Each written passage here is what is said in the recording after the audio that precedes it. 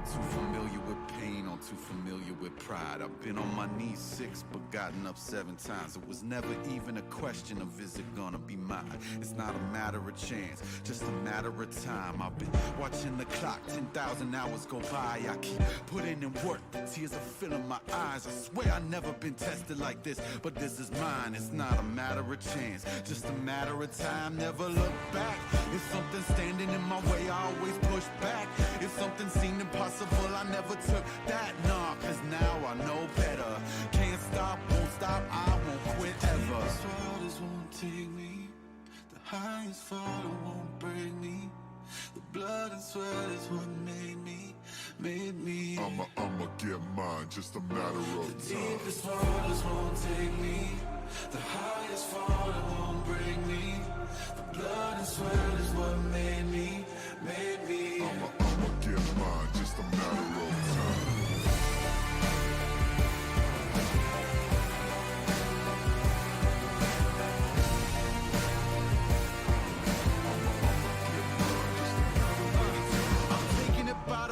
I'm taking it to the sky. I'm never taking a break, I'm only taking what's mine. You say it's taking too long, I'm taking that as a sign. It's not a matter of faith, just a matter of time. Never look back, if something's standing in my way, I always push back. When something seemed impossible, I never took that. Nah, cause now I know better. Can't stop, won't stop, I won't quit ever. The waters won't take me, the highest fall won't break me. Blood and sweat is what made me. I'ma get mine, just a matter of time. The deepest waters won't take me, the highest fall won't break me.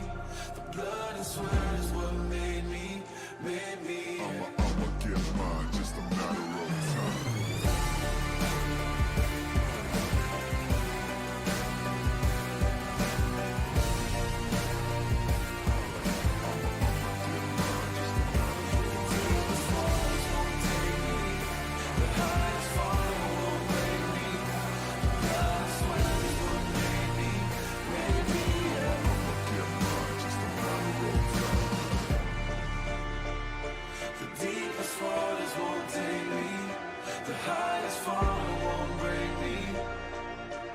I'ma get mine, just a matter of time.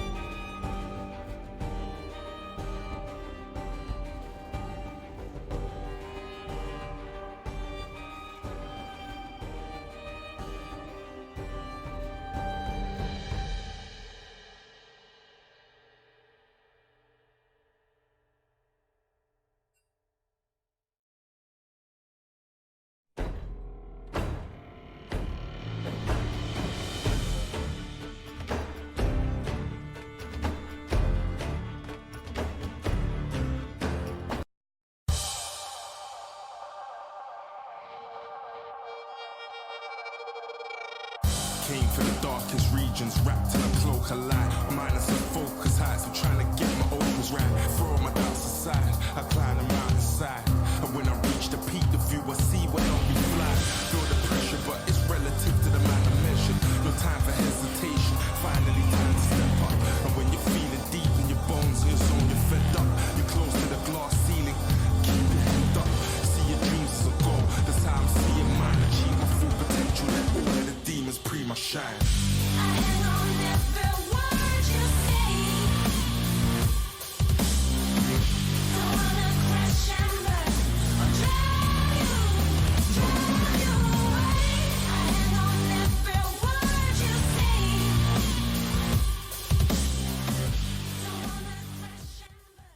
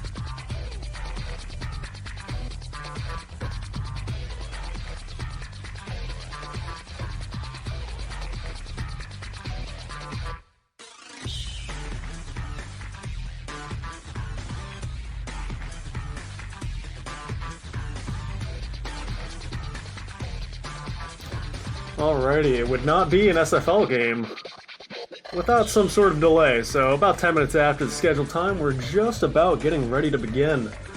The Lane 0 Blizzard versus FreeTyler1. And just now getting into Champ Select here. We do have Lane 0 on the blue side being able to pick up this first ban. Both teams, rather, have all the bans for this game. There are no penalties being thrown down, so we are going to be expecting a whole 10 bans as opposed to some of the past series that we've had. So Vladimir already getting taken off the table, one of the strongest solo lane mages that, nobody really wants to deal with, once you get that proto belt and, even just a couple items become such an unstoppable powerhouse, forcing out the grievous wounds out of any sort of your carries that, even if you're not getting the Bramble Vest on some sort of dedicated tank, may force, maybe some sort of mage to get that Morel and Nomicon early, or maybe even the grievous wounds from the Executioner's Calling on one of your 80 carries, but otherwise we're seeing a little bit more of a targeted ban. We're seeing the Twisted Fate taken away from Brand and a FreeTyler1, and I'd probably say the Vladimir, is also a targeted ban, even though it's a little bit more, it's popular, it's definitely meta, so you can expect to see that ban in just about any sort of series, but otherwise we're seeing Tooler's Zed being taken away as well, so we're seeing a lot, and I'd say Sitting at Desk is, pretty well known for his Nautilus or his Hook champions in general, so we're seeing a lot of very specified target bans here already coming out from both sides here, so a little bit of mind games, and, that's important when it comes to these best-of-3 series. If you take out these, really big comfort picks away from some of these players, you kind of shake them up a bit and put them on something they're a little less comfortable on, it may end up, changing the game entirely. And on that same note, you know, we see the Draven taken away from Josh, but Draven, you know, and Sivir, you know, we see the two best AD carries arguably in this current meta of 2019 and Season 9 here. We're seeing both of them, both of the most popular marksmen already being taken out. So maybe we'll see some of the lesser tier marksmen, you know, still in the bot lane, but we may see some variety. You know, it's not it's not completely uncommon to, you know, see some sort of mage or something like that, you know, in the bot lane. It's a lot more common nowadays. It's not really seen as a troll pick or anything like that anymore. But Lane Zero deciding to pick up that Karma for their first pick right now. Obviously one of the, you know, especially having the buffs that Karma has received, you know, very highly contested pick. And, you know, taking Sejuani away from Fallen Artemis as well, and knowing that Lane Zero really do like having that beefy frontliner in the jungle. So having Lee Cheon on that instead is going to allow FreeTyler1 to already have, like, as I said, that nice beefy front line, a lot of hard crowd control to be able to, maybe if they can actually deal with the massive amount of utility that the Karma is able to provide before, you know, she's constantly shielding up her entire team, constantly giving her that, or giving all of them rather, the constant movement speed, that almost Sivir ultimate coming from her Mantra E. But we are seeing Josh on, again, maybe not one of the higher tier marksman picks, but Lucian, still a very aggressive pick down in the bot lane, especially if you are able to synergize that with something along the lines of a Braum, or maybe even something along the lines of a Thresh or Leona, you know, if you actually get things to work. But Lane Zero kind of see that, you know, they do have the potential of that Lucian Braum, and they're going to take the Braum away. So sitting at desk, going to be on that tank support, and Fallen Artemis on his Kindred. So something that I'd say he has more practice on than a lot of other champions, and he's definitely become a lot more of an aggressive jungler than we've seen from him in past seasons. So it's going to be something for FreeTyler1 to worry about. It's going to have to be Lee Cheon actually, you know, communicating to his teammates, you know, as to what they suspect this Kindred's pathing is going to be, you know, taking a look at where these Kindred marks are going to be, not allowing him to free farm, or, you know, especially if a champion's even getting marked, you say, hey, listen, I know he's probably going to come top lane, you know, I'm going to try to route up there and maybe pull a counter gank off. You know, it's all about these mind games when it comes to jungler and jungler presence. So second ban phase now, we do see that the bot lane for FreeTyler1 has been entirely locked in with that Lucian Alistar, so we do see two very beefy frontline crowd control type of champions for the side of FreeTyler1 already, which is very, very nice to see. And honestly, I'm liking Lane Zero's comp as well, but I still think there needs to be some sort of, I mean, maybe a little less than previous seasons. I don't think you really need that dedicated frontline tank anymore, especially with how easily just about every tank that you're going to see is getting melted nowadays. Indigo is not going to be able to pick up the Ezreal, as FreeTyler1 do ban that away, and Victor actually being taken away from, it may have either been targeted towards Brandon or Choi Urim up in the top lane, so that Victor is able to go to whatever solo lane. You know, you've even seen into the bot lane, again, with the popularity of mages. I can't really imagine that, you know, it's going to be targeted once, you know, you already have the Lucian Alistar locked in, but FreeTyler1 are using the remaining bans on both of these AD carries of Ezreal and Kai'Sa. The last ban for for Lane Zero is going to be the Gnar up in the top lane, so focus a lot of the bans, except for that Draven for Lane Zero, have been geared towards these solo lanes for FreeTyler1, so they kind of understand, you know, what their, maybe not the win condition, but something that, you know, maybe may shake up, you know, the pace of the game, and they definitely don't want, you know, Brandon or Choi Urim to be on some of these powerhouse type of strong champions. And despite, you know, taking away a good majority of them, Irelia is going to be locked in for FreeTyler1, a champion that, you know, when it is synergized with big frontliners like the Sejuani and like the Alistar, can absolutely rain havoc through an entire team, especially, you know, once you do get that Trinity Force and whatever item that you choose to put your Tiamat into, whether it's that Titanic or maybe even more popularly the Ravenous Hydra for that sustain, for that lifesteal. And we are actually going to see the Ashe Braum lane for Lane Zero, so a lot more passive of bot lane compared to FreeTyler1, but a lot more utility. So again, you do have that tank Braum support, but, you know, otherwise it's kind of hard to see, you know, where the engage is actually going to get started off for the side of Lane Zero. I mean, for FreeTyler1, you do have the Alistar, Headbutt Pulverize, you got the Irelia, you got the Sejuani with all the massive sorts of crowd control, and Tooler's going to pick up that LeBlanc.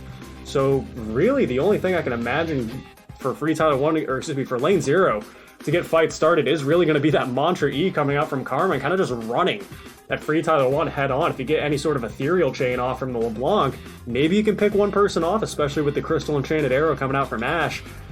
And it's a nice little target. You got two nice targets to actually shoot that Ashe arrow towards, with that Corki on the mid lane for Brandon, and for Josh to be on the Lucian, so without any sort of cleanse or maybe not even an early QSS, that's going to be a very big thing for FreeTyler1 to have to deal with if they, you know, don't respect that. That's really lane zero's only engage right now is going to be that Ashe, and otherwise, you know, it's just going to be lane zero having to run at you head on. If, you know, any sort of engage happens from FreeTyler1 onto lane zero, they do have that Kindred ultimate, they do have that Lamb's Respite to actually fall back on to keep some of the backline protected and, you know, maybe stay alive. But we've seen Brandon on Corki in the past. We've seen how very aggressively he plays in the lane. We see that he is able to DPS very effectively, and, you know, Josh, definitely one of the more aggressive bot laners of the Sugar Free League. So if he's able to get ahead on this Lucian, you know, depending on what the build he goes, I've seen a lot of different variety when it comes to Lucian builds nowadays. We're kind of veering away. You know, it's not really uncommon to see the Blade of the Ruin King into the Black Cleaver, but a lot more times I've been seeing Blade of the Ruin King into the Essence Reaver, and then on that third item, it's a little bit more situational. You could go for that Zeal item, so more than likely the Rapid Fire Cannon or the Phantom Dancer, or you actually just go straight up for that set or for that Infinity Edge. So you got the 50% crit anyway, and the massive amount of AD that comes out from having both the Essence Reaver and the Infinity Edge. So really the only source of attack speed you're going to be getting, since Lucian is probably going to be running that press the attack, I would sure hope, is early Berserker Greaves, if you're even going to go for those. And looking at the crowd control coming out from lane zero, you know, you kind of wonder, man, would Mercury Treads, you know, to get that tenacity, would that be the right call? And, you know, it's a lot of different options you have to have, and then you also have to worry about the double AP soul lanes of lane zero, where, you know, maybe it would behoove of the Corki Lucian, even maybe the Irelia, to pick up some sort of Hex Drink, or, you know, it wouldn't even be surprising to me if the Corki and the and taking his runes and sorcery, taking something along the lines of, excuse me, not Mana Flow Band, but Mini Hexdrinker Shield, of which the name is escaping me at this time.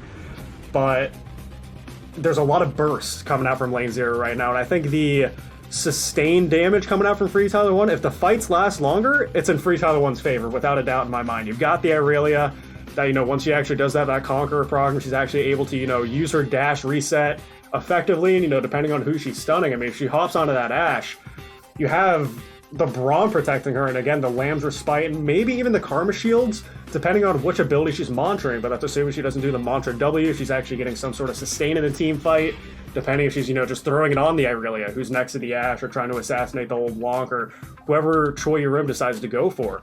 But you're having to worry. You cannot leave Brandon and Josh alone with that, or with this extremely bursty team comp from lane zero.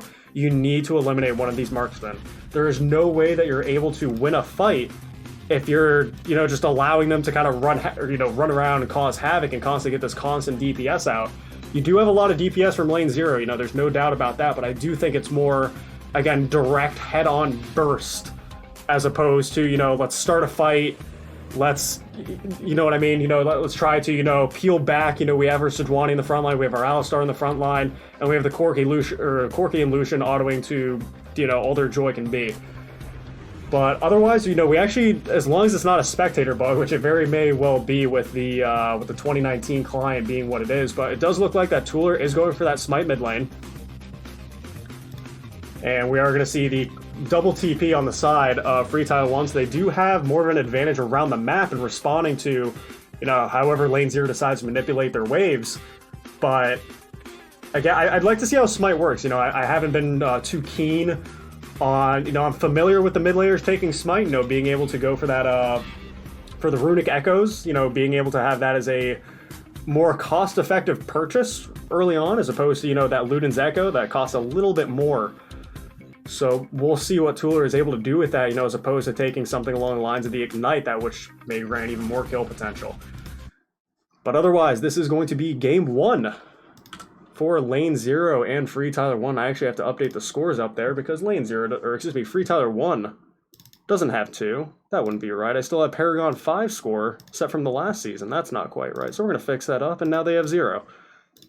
So again, taking a look at the comps right now, it's not a spectator bug, so LeBlanc does have Smite using that unsealed spellbook, so he is going to still be able to, you know, utilize the Ignite or whatever sort of summoner spells he is going to swap in for that, as opposed to the Corki that does have the Fleet Footwork, having that sustain, and, you know, Inspiration in the secondary trees for almost all these players right now. It's going to be no surprise, you know, just about everyone except for the junglers is running that Inspiration.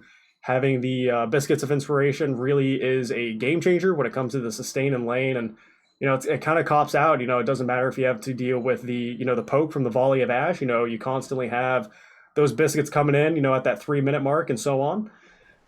So let me adjust this real quick here, as it's been so very long since I've done something along these lines here. What am I looking to set here? That's what I was doing. There we go. Got to make sure the sounds are good. Very important for such a professional type of broadcast. But we'll take a look and see, you know, where the lines of scrimmage are set up to see where the teams are actually going to be applying this early vision if they want to see if they can catch out, you know, Fallen Artemis or Lee Cheon, if they can actually decide. You know, it's a little bit more important for FreeTyler1 to actually do something like that, since having to worry about those kindred marks and where, you know, he plans to go and who he's planning to mark and actually gank early on. We're actually seeing lane 0 right now, 4 manning in the spot side of the bush, while FreeTyler1 are kind of setting up their line here. They do get spotted out. Alistar is going to be putting down that ward, but that's going to be Oatmeal Napkin, picking up 10 early gold there, and a little bit of XP for those who were there. It's another thing that players have to keep in mind, especially bot lane, when it comes to that level 2, you know, the level 2 Lucian power spike, you know, the great infamous meme. You know, you have to pay attention to level 2 power spikes down there in the bot lane, even more so than solo lanes, I would say. So it's not an extreme advantage having taken out that ward, but it's something to keep in mind. Otherwise, we're seeing both solo lanes with the corrupting potions. No surprise there. I didn't take a look at the runes, so I'm not sure who's running Time Warp Tonic or anything like that. But otherwise, we do see the Lucian, Josh, is opting for that Doran shield to be able to survive a lot of that Ash poke coming out from her volley. We do see Indigo running that lethal tempo on the Ash, and I'd be really curious to see what build the Indigo decides to go here. Very, very curious, considering, you know, there's so many build opportunities. And that's actually going to be Tooler snagging away the blue buff already from FreeTyler1, and that is a very sad Sejuani. And now we're seeing the usefulness, the utility of what Ignite can bring to the table for you in this mid lane. Very good pickup and very impactful for LeBlanc out of all champions, not only to pick up the experience from stealing away that blue buff, but this constant mana regen, the cooldown reduction that comes along with it. He's already level 2. So is Brandon as well, so as long as he's able to, you know, keep it a safe pace with his Corki, then he shouldn't have too much to worry about. But again, I do think early Hex Drinker for at least the Corki, maybe not for Choi up in that top lane, but we do see the Kleptomancy Karma up there already utilizing that keystone to the best of her ability, already having that sight ward as well as that mana potion to go along with the already corrupting potion that, you know, they're both starting with. So a lot of sustain is going to be coming out from this Karma, and that's not even including the Mantra W to go along with that.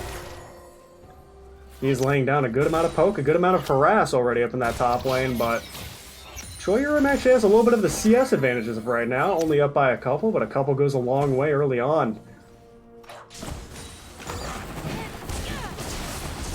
Otherwise, we do see Tooler landing the Ethereal Chains, and that's actually Fallen coming over the wall. Brandon trying to dip out with that Valkyrie, but he's so very low, having the damage ticked on him as well, and Fallen Artemis isn't able to quite get an auto range, but there we go. Gets that red slowed down, the Q comes out, and that's going to be Brandon flashing away, but no one's around to help him. He has the Blast Plant, you know, get him a little bit more distance away, but Tooler, very aggressive flash forward, is trying to see if he can get what he can, but Brandon almost turning it with that Corki, having the E activated there. One auto is going to be able to take him out, though.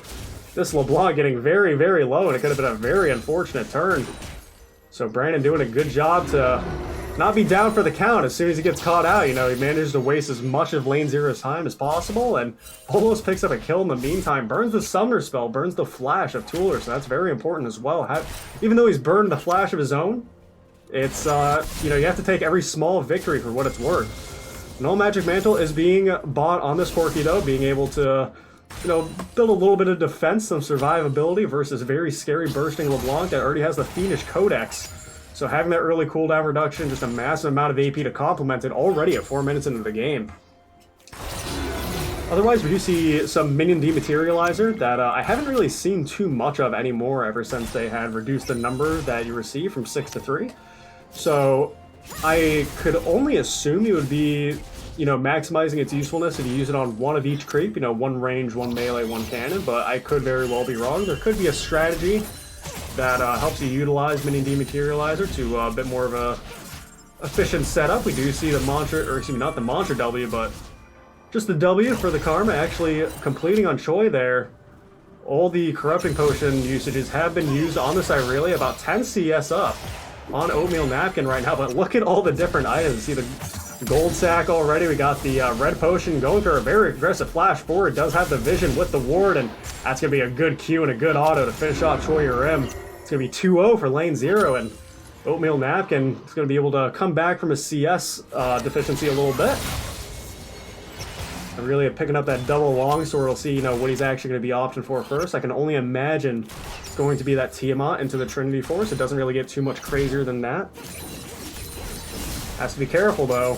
Going against an Irelia that has bought and teleported back, so has the item advantage, but this Karma is being very, very aggressive. Oatmeal Napkin has definitely gotten a little bit more comfortable up in the top lane compared to last season. You see the Mantra W coming out, he will have the healing plus 110. It is going to keep him just enough alive, but maybe not! Choi Rim, very aggressive play. That Triumph isn't going to be able to give him the health to stay alive, so that's going to be a second kill going over to Oatmeal Napkin for a 3-1 total score. In the lead for lane 0 right now, so very aggressive, but you got your kill back, I suppose, and that's, that's, I guess, what I really was going for there. It does pick up a Null Magic Mantle, so maybe is actually going for the Hex Drinker, as I had maybe thought, even though I didn't think the Irelia would be going for it as early, but otherwise we're seeing the Glacial Shroud on this Karma, so I'd like to see, I haven't really seen that the build that Oatmeal Napkin has been going for when playing this Karma top.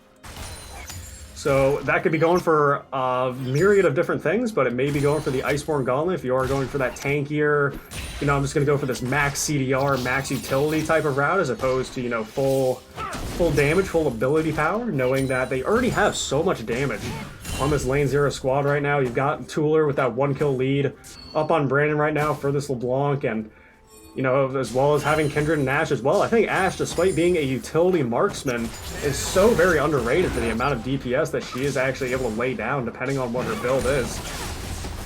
Ethereal Chains is landing there onto Brandon. Does get some damage down.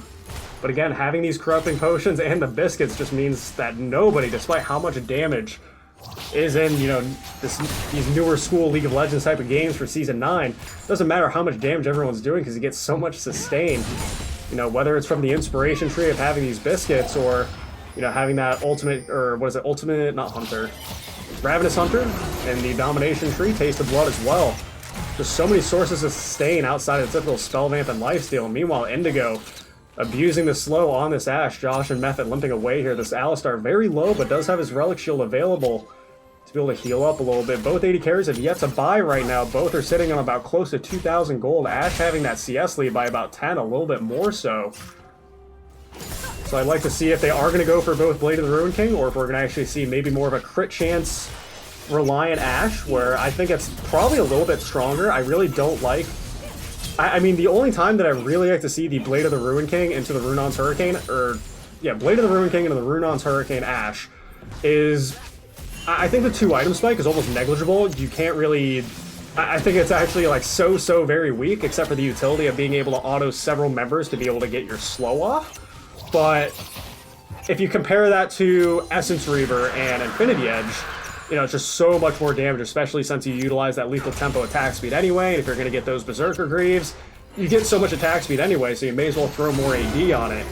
But having that percentage health shred versus the Irelia, versus that Sejuani, and even the Alistar, it's definitely going to benefit them as well if that is the route he decides to go. But lane 0 doing a good job picking up that early dragon here at 8 minutes. Does have that Ocean to help that laner sustain, and Choi going aggressive yet again. Oatmeal Napkin and Choi Rim going back and forth. There are no strangers to confrontation up in this top lane. But it does look like that Indigo is opting for that Blade of the Ruin King early on. Does have the Cutlass finish as well as a dagger and some boots. And those boots on Ashe early on really do make the difference, especially because you are having to abuse your slow. You're chasing people down with this Ashe. And every little bit of movement speed you can get is going to benefit you, especially if they don't have those boots yet and they can't match that same movement speed. So... talking about that, we see Josh right now. He doesn't have the magical footwear because he does have the stopwatch. And that's actually going to be a Crystal Enchanted Arrow. Landing on the Corki there, he's stunned for so long. The Ethereal Chains do come down, but that Hex Drinker is going to be able to give him the shield he needs to survive, and the Sejuani does come out. But it's not quite going to lock up that LeBlanc. So very, very good arrow there by Indigo. Sniping out that mid lane, even this early on. Wasn't able to pick up a kill, but even spooking the mid laner there is really all you need to make it effective. And again, I think it's for plays like that. A lot of times when you are picking this Ashe, it's going to be for the utility of the Crystal Enchanted Era to start fights. And it's why I do think that, you know, going for that Essence Reaver, as opposed to the Blade of the Ruin King, giving that 20% CDR, you're able to shoot that arrow out more often. The W, her volley, had gotten a reduced cooldown buff, so you're able to shoot out more volleys even more often if you do pick up that cooldown reduction. There's Oatmeal Napkin, though. There is no vision in that bush, Choi. Is getting poked out there. He doesn't have any more doses on his Corrupting Potion left. He does have the Null Magic Mantle, but no Hex Drinker compared to the Corki. And right now the Sheen is completed, looking towards that Iceborne Gauntlet for this Karma. So it's definitely going to be something that is just a thorn in the side of FreeTyler1. It's definitely something that is just so very hard to deal with. And you know, it's even if you are going a more tank utility build, it's still going to be so much damage coming out from the Karma. It's just a very disgusting champion when it comes to the base numbers. So very impressive laner up in the top side, but still down in CS, about 75 and 91 on Choi Rim, but mid lane's looking just about even, both mid laners.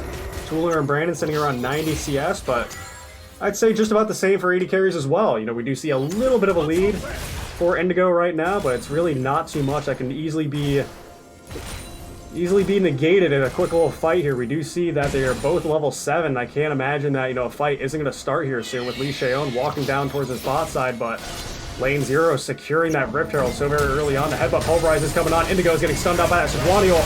Braum is here, throwing up the shield, but it's not going to be enough. Poor sitting in Death is the only member up in his bot side. The Culling comes out.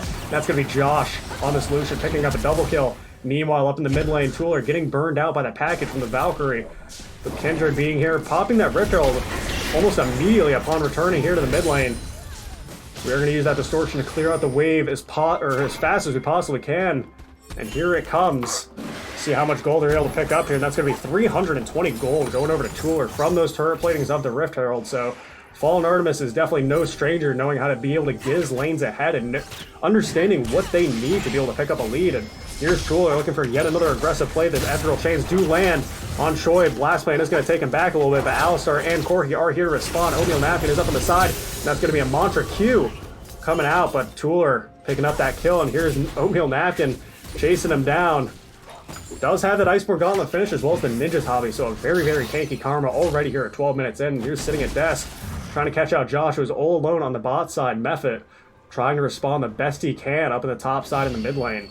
So Josh having to play a little bit passive, and Hawkshot is going to catch out where Mephit is right now, seeing him walk down to the bot side. Sitting at desk, doing a good job to clear out the vision, knowing that they had that vision ward there in that tri-brush for the bot side. And otherwise, even though it looked like a game that was definitely in Lane Zero's favor, the kills are almost even, and the gold is just about dead even right now.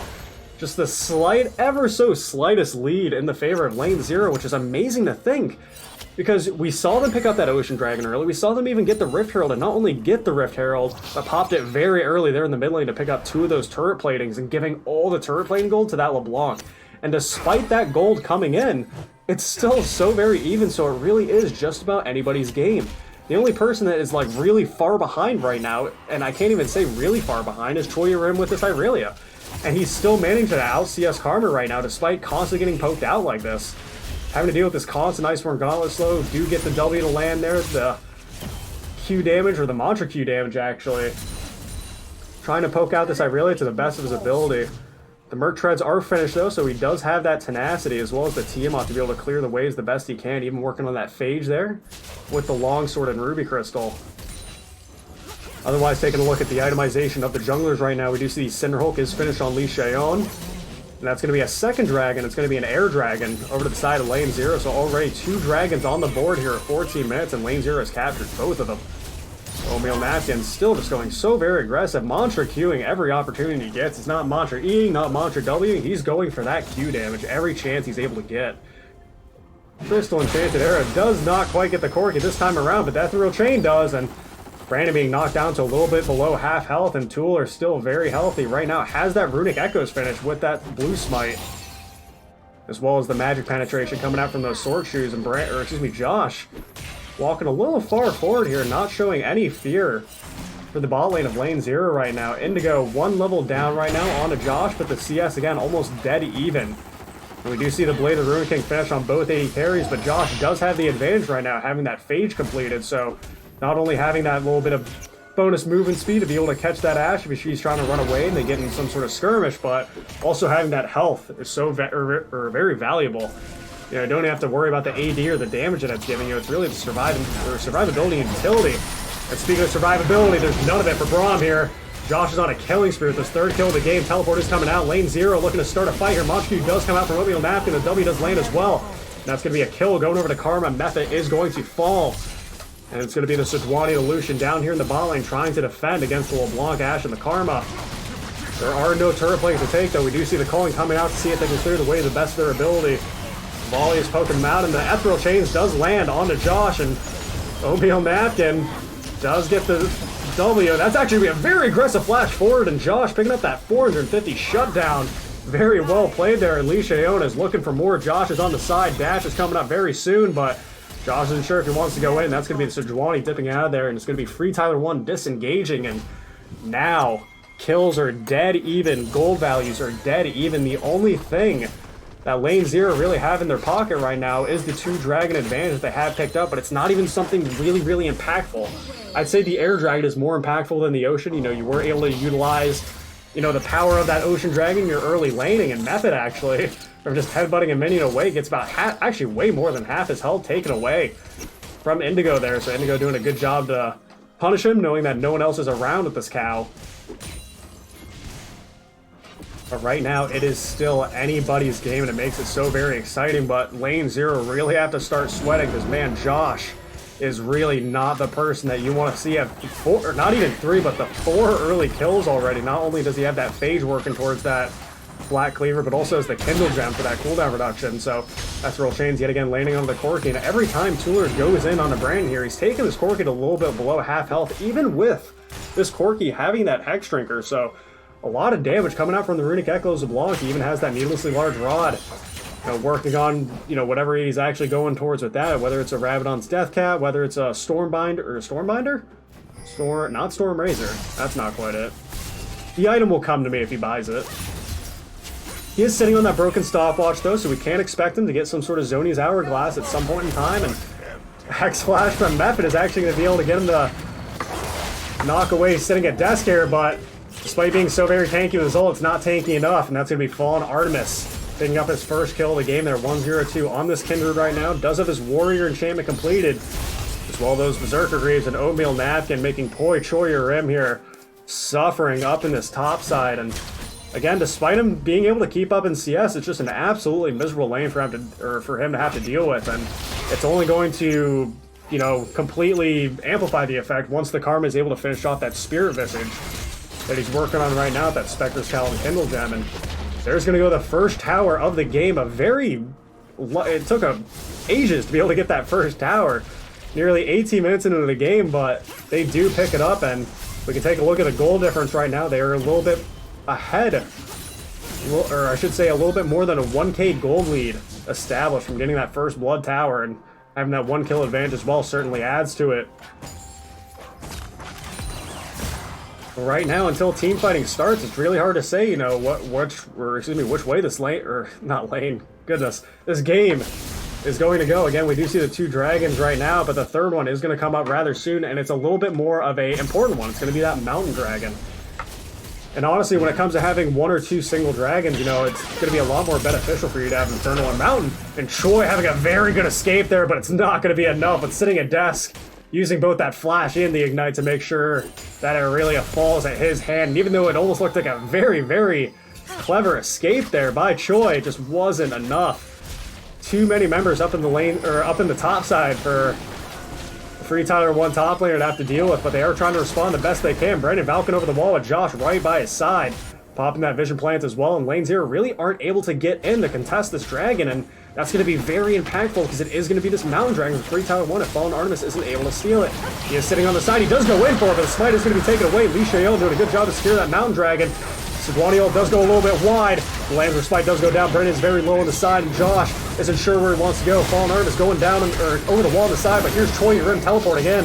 That's going to be Kendrick falling down to the calling. Sitting in desk is going to burn that stopwatch, and a massive distortion comes down, almost bursts down that Lucian. That's going to be Brandon picking up the kill on the Tooler. Ignite is taking on the Braum. Braum is going to fall a shutdown for Indigo, picking up on Josh, but that's going to be a very, very deciding victory for FreeTyler1. I definitely take the 1 for 4. That's definitely a victory I'd want to take, and Baron coming up in about 15 seconds, with that being almost equal to the respawn timers of Lane 0 right now.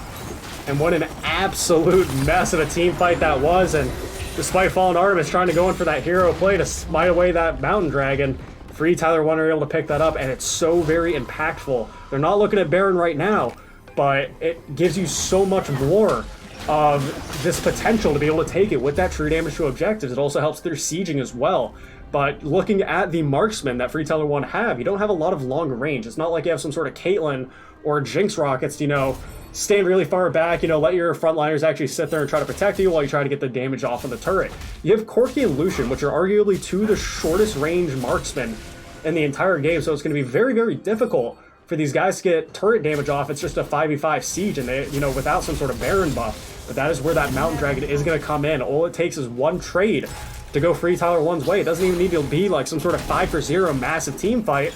If they just get one pick, all it takes is one really good Sejuani ult. If they're able to get that Glacial Prison, then it could be completely game-changing. You know, they can see FreeTyler1 going off the Baron and sitting at desk, trying to get that vision down, does get the Guardian Shield to save him away, but Brandon valking forward, so very aggressive. And that Braum is going to be able to ult, and actually cancels the Lucian ult.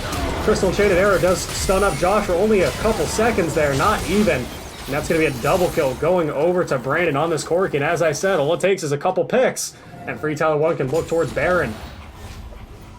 You do see Brandon is recalling right now, does have his teleport available, while 3 members of FreeTyler1, they're getting the vision down on the Baron. Josh wanted to start it, but they're instead going to hunt for Tooler. He's going to use that distortion over the wall, but they do have the vision on him. He's going to go back to that distortion, breaking the legs of FreeTyler1 a little bit, but he's walking right into Choya Rim, and that's going to be a very dead LeBlanc. Except if you go for the clone, and that's going to be Brandon actually valking over. It doesn't quite get the damage off. They do get 25 gold from that clone. And right now, Indigo does manage to take out the mid lane turret. Ethereal Chains do land on the Irelia. Headbutt Pulverize is going to be able to knock up Oatmeal Napkin. Remember the Placidium as Irelia ult goes down. Baron is sitting at about 1k health. Josh is able to take down Tooler, but he's on the wrong side of the wall. FreeTyler1 do pick up that Baron, but sitting in desk is here with Oatmeal Napkin. They both get Headbutt Pulverized. And poor Corki has nowhere to go, and Sejuani waiting on her Q as well as Corki had valked out of there, but Fallen Artemis is going to be able to take out Method, who has nowhere to go, and that's actually going to be a double kill for Fallen Artemis, responding to the Baron secured by FreeTyler1.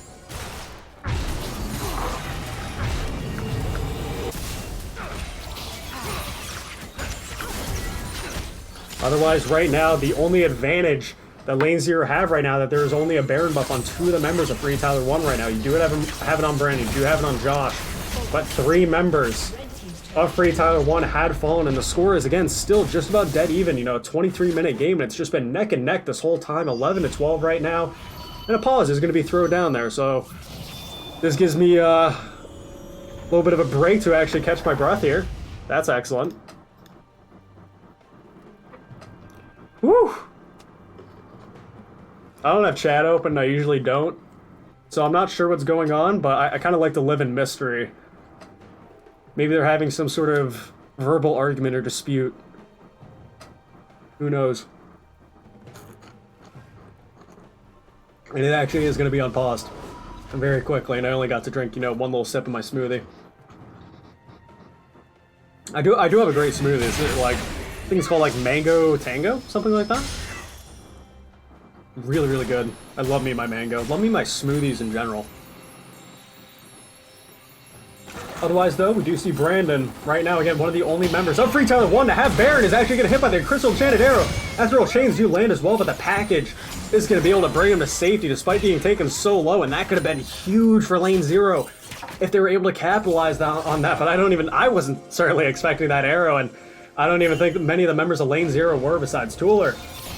Or I guess both Tooler and Desk were there to respond, but not enough damage is looking to come out there. Oatmeal Napkin running into the face of FreeTyler1 is going to get hit up by that Glacial Prison. The Mantra W is almost going to keep him alive, but that's actually going to be a shutdown going over to Brandon. Meanwhile, 5 members of FreeTyler1 are now walking up to this mid lane inner turret. But that's actually going to be that Sejuani falling down. A lot of damage coming out from that Kindred. Laser Spite is going down, and Josh is pulling out the Calling. Death is holding up the shield to the best of his ability. That tower is still there, though, and Indigo picking up a kill on the Mephit. That's going to be Irelia taking up a kill, and Josh is still very healthy.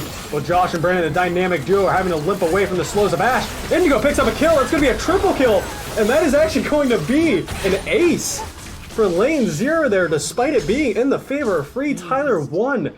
Completely spaghettiing their decision making there. A triple kill for Indigo on this Ashe right now. So very strong, and I don't think the damage that came out from lane 0 was really anticipated by FreeTyler1. Even though the Ashe had fallen, still sitting on a 300 gold bounty. Does have that Blade of the Rune King and the Rune on Hurricane finish, but still has a little bits to go before finishing off that Infinity Edge. But once he does, he is going to be a force to be reckoned with. But alternatively, on the side of FreeTyler1, the 80 carries sitting on an Infinity Edge and Triforce for that Corki, as well as having that defensive coming out from the Hex Shrinker shield. But Lucian has 3 completed items right now. Not only has that Blade of the Rune King and Black Cleaver, utilizing that press the attack to the best of his ability, but also that Phantom Dancer. It's going to give him a little bit of survivability in that shield, as well as the synergy that comes out from the bonus movement speed of that item to synergize with his Ardent Blaze. Otherwise, the supports builds are almost exactly mirrored with their Sight Stones and Knight's Vow. But right now, we actually see that Oatmeal Napkin's actually going for a little bit more of a utility build after going for those 2 big tank items. You know, do have the Spirit Visage to help that Mantra W heal, as well as the Iceborne Gauntlet to constantly utilize that Sheen proc, as well as the Slow, if she doesn't already have enough to, you know, for FreeTyler1 to have to deal with, especially with the melee of the Irelia, you know, having it as a pain in the neck for her. But it's also that Ardent Sensor. It's going to come out for the Ashe, and so much damage from Choi Rim is going to take out Tooler almost effortlessly. And that's going to be LeBlanc falling there. He does have the Rabadon's Death Cap finish, but definitely going to have to work towards a Zoni's Hourglass with how strong Choi Rim is getting. He may be 3 and 6 right now, but oh man, with that 200 CS, it does not matter what his score is. Look at, you know, you're taking a look at the gold. You know, it's still sitting about 9,600 gold. It's just a little bit under Oatmeal Napkin right now for this Karma top lane. But we do see a very impactful item purchase finish for this Ashe, having that Infinity Edge finish, so having that 50% crit on top of the percentage health shred that's going to be able to, you know, definitely be utilized on the Alistar, on the Sejuani, on the Irelia.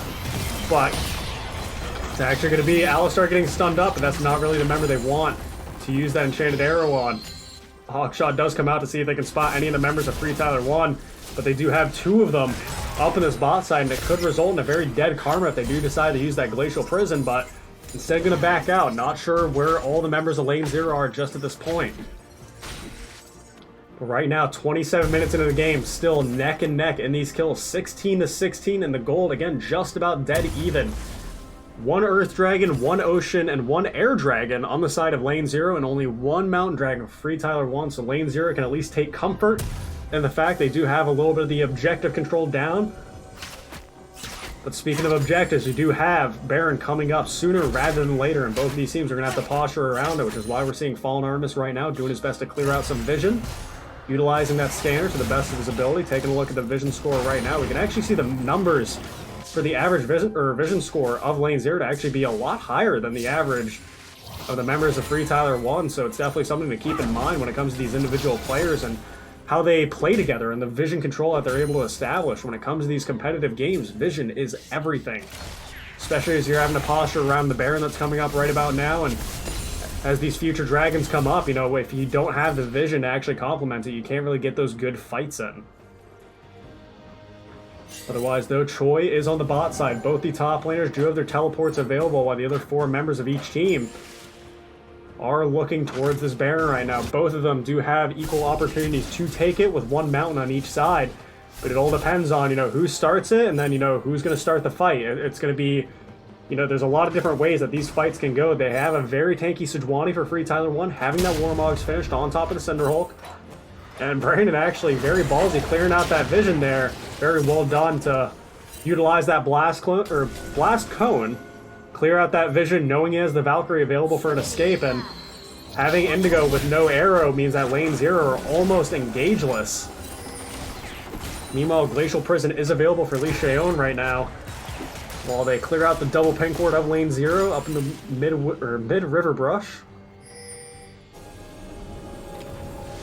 Otherwise, the bounties that we need to take a look at right now. Ashe still has her 300 gold bounty, as well as Irelia. Despite being 3 and 6 and her score is a 200 gold bounty, and bounty hunting is definitely one of the ways that you want to establish a gold lead. If you take out these key members, if you know you're using that crystal enchanted arrow onto the Irelia and in a position where you know she's not able to respond or have her team respond, anything like that, you know, it can definitely change the tides of a fight. Right now, though, Tool are evading all the members of FreeTyler1 right now, being very sneaky on this LeBlanc. Sitting at desk, trying to catch out Method, does land the key, but doesn't get the Bromstone off in time. Brandon does have the package, though. This is not a time that lane 0 want to fight. Until that package is expended, they want to see if they can hold this off for as long as they possibly can. Tooler, again, both mid laners are being able to utilize their gap closers as efficiently as possible, but look how fast this Baron is being shredded right now. At about 5k health, Braum is noticed, and they actually do have another arrow coming out. Method ulting, Lamb's Respite is going down. The Baron can't go down, but we do see the package being expended. The Smite is going down, but who got it? It's going to be FreeTyler1 picking up that Baron, and right now, Lee Cheon, so very tanky with a Choya Rim, trying to deal with damage you can. Indigo is picking up a kill on the Method, though. Flashing forward with this Karma, though. Ashe and Karma are going to be able to pick up yet another kill. That's going to be Ashe picking up that shutdown that we had mentioned off of the Irelia. And despite, again, every time that FreeTyler1 is able to pick up this Baron, it's with a cost. So yet again, even though it was Brandon and Josh last time that had the Baron buff, now it is Lee Cheon and Josh with this Baron buff, only having 2 members. So you need to realize if you are going to go for some sort of siege, you need to have at least one of these 2 members with that buff. You don't really want to have the Sejuani like split. You know, if it was having the Irelia and the Lucian, for example, with that Baron buff, totally different game. You can have that Irelia, even though she doesn't have the teleport available, sit in one of those side lanes with the Baron with the Baron buff, and it just causes so much more pressure on that side lane when you have the rest of the 4 members with an additional Baron buff pushing in a different wave. But with the members that they have it on, it's a little bit awkward. You don't want your Lucian to be without your Sejuani. You want the marksman to have their tanks almost at all times, especially with how trigger happy that lane 0 is with these arrows and starting fights. Meanwhile, they are taking their 4th dragon of the game. It's going to be their 2nd Ocean. So again, when it comes to this objective game, they haven't been able to secure these Barons, but lane 0 are doing a good job with the dragon control. Otherwise, right now we do see the Black Cleaver finish on this Kindred, as well as the Blade of the Rune King. So Fallen Artemis being an absolute tank shredder right now, as well as the Ashe, who right now has 75% crit chance. So not only this is the strong point of this Ashe build. You know, when it comes to that 2 items, it's almost completely useless, almost no damage at all. But if you hold on to those items and you actually, you know, sit there and, you know, let the game play out to 32 minutes, which it is right now, having this build right now, having these 4 items on Ashe is insane. But alternatively, again, you have to look at Josh right now, who also has an Infinity Edge finish. But you got to keep in mind, the Lucian is 50% crit chance, while the Ashe has the 75, and Oatmeal Napkin getting caught out by the Glacial Prison. Another arrow is going to land on the Alistar, resulting, and Irelia ult does come out as well. And that's going to be Oatmeal Napkin falling to Josh there, falling to Choya Rim. And that's going to be a 5v4 in the favor of FreeTyler1 right now. They have the Baron buff pushing down to this bot side, seeing if they can get this bot lane under turret. Sitting at desk is so very low right now, having no HP regen, and the Calling coming out is doing so much damage. And that's going to be the rest of the members, the 5 members of FreeTyler1 just knocking on the doors of lane 0 right now, and this may be one of the deciding factors of this game right now, depending on how much they can get from this push. Look how beefy their tanky frontline is. It's absolutely insane. Irelia still being extremely tanky and dealing so very much damage, having that Conquer and able to utilize when her passive is fully stacked. And Distortion coming out from the LeBlanc there isn't quite going to get punished, and last auto is going to be taken down. Lucian picking up that bot lane inhib turret, but it looks like they're going to back out of it. They're not going to bite off more than they can chew, and Tool are constantly trying to get information with this Distortion as to where they are and seeing if it picks someone off in the meantime, but always running into the Sejuani, and when you're running into a Sejuani with this Warmog, Cinderhulk, and Locket, you're not going to be able to pick her off, surely. And I mean, even looking at the Lucian and the Corki right now, you know, double Merc Treads, and the arrow actually is coming out. It does land on the Corki, but we're not really quite going to get anything out of that. Otherwise, though, again, kills are still nearly neck and neck right now. You know, we do see a gold advantage in the favor of FreeTyler1, but a lot of that... Okay, that was a heal coming out from Unsealed Spellbook, I assume. I assumed Indigo kind of just like healed, kind of like in Bronze and Iron games, when you kind of just see people like they're like, oh, you're a little low, dude, let me give you some health. I thought it was one of those situations, and I was very, very worried. But I got debated, so... Otherwise, right now, taking a look at the scores, we do see the Zoni's Hourglass is finished on that Karma. It's going to, you know, just be so much harder to deal with her having that stasis, especially if he is able to cycle his cooldowns and abilities properly to be, you're able to get off 2 Mantra Ws if he's able to afford that in a fight. Otherwise, again, both AD carries are super, super fed. An additional BF sword is being completed on this Lucian right now, maybe working towards that Guardian Angel, and a massive amount of damage coming out from Tooler to double distortion is able to enough to finish him off, but 3 members of Lane 0 will be. And the root coming out from the Karma is going to be able to keep Method in place just long enough for Lane 0 to take him down, and the Chain of Crystal Era is going to land on the Li Xiaoyan there. Is it a play they want to make? It is indeed. They do get the stun off, and a beautiful wall coming out from sitting at death there, eating almost the entirety of the calling coming out from Josh. So 2 very good kills picked up by Lane 0 right now, 21-18. 35 minutes into this game, it's going back and forth, and right now, even though we saw the push on the bot side of FreeTyler1 almost picking up that bot lane inhib, it's now free Lane 0. It's now Lane 0's turn with the 5-man mid lane, seeing if they can pick off this inhib. Shield does come up, and Brandon and Josh are doing the best of their ability to see if they can damage these members. Bromwell does come out, but Choi Rim decides to flash away. Monster Q does get the slowdown, but Sterix Gauge is being popped, and that's going to be the mid lane inhibitor falling. Lane 0 finally finding their footing here. Meanwhile, Baron is about to respawn, and on the other side, we do have the Elder Dragon, so we're not talking about any sort of normal elemental dragons now. It's going to be those, you know, big, juicy objectives that are left on the board, and you know, having 4 dragons for the side of Lane 0, that Elder Dragon is going to be so much more valuable on, you know, them as opposed to FreeTyler1 that only have that Mountain Dragon. But the main reason that Lane 0 would really want to be taking it right now is kind of just to take it away from Lane 0. You know, maybe you're not getting the full benefit that they would out of it, but, you know, it's allowing them to not be able to take it. So right now, it looks like they might be able to try to sneak off Baron before Lane 0 even able to respond, but Oatmeal Napkin is on the case. He does spot out a majority of the members that are here. Hawkshot does give them the information as well, but they shred it so very, very quickly. And Chain of Crystal Era does land on a Josh, and so does the Ethereal Chains, and lands a Spite does come down as well, and Josh is having to take up Baron. Almost falls to it, and Oatmeal Napkin is going to fall to Brandon there, and the Guardian Angel is being popped by Kindred. Last plan over the side, and Brandon taking a lot of damage. That Ethereal Chain is going to be able to finish off Corky.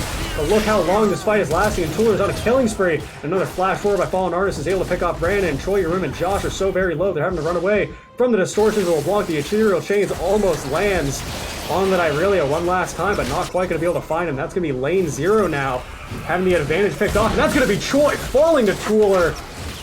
A true assassin hunting down his prey there with the 6th kill of the game, doing a very good job to buy his team some time, while the 3 members of Lane 0 are able to secure that Baron and taking off yet another FreeTyler1 member right off the board.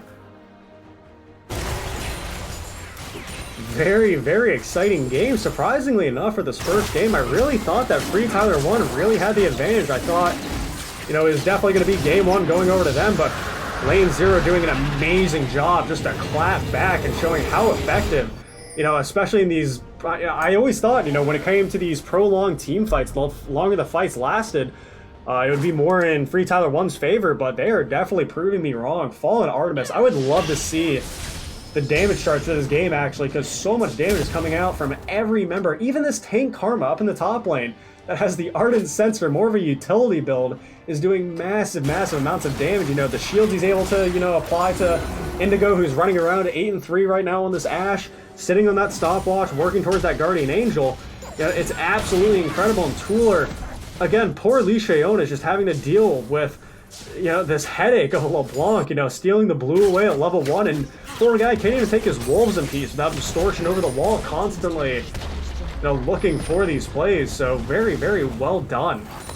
Each player has just been, you know, wowing me for the most part with, you know, what they've been able to do. You know, a little bit of shaky start, but the arrow is landing on Irelia. Sejuani doesn't block it for him, even though it looked like she was about to tank it. That's going to be Irelia falling, and that actually might be the game. With Elder Dragon and Baron being taken on Lane 0, I cannot see how FreeTyler1 is able to defend this. They do have the second inhib taken down, and that's going to be 5 of the members versus 4. They're going to have to start a fight. If there's any time to fight, it's now, FreeTyler1. You have super minions flooding into the base. They do get Indigo with that Glacial Prison, but that's going to be the stopwatch being caught. The Lancer Spike and Tooler picking off Brandon there. So that's going to be shutdown going over to the Lucian, but is it enough?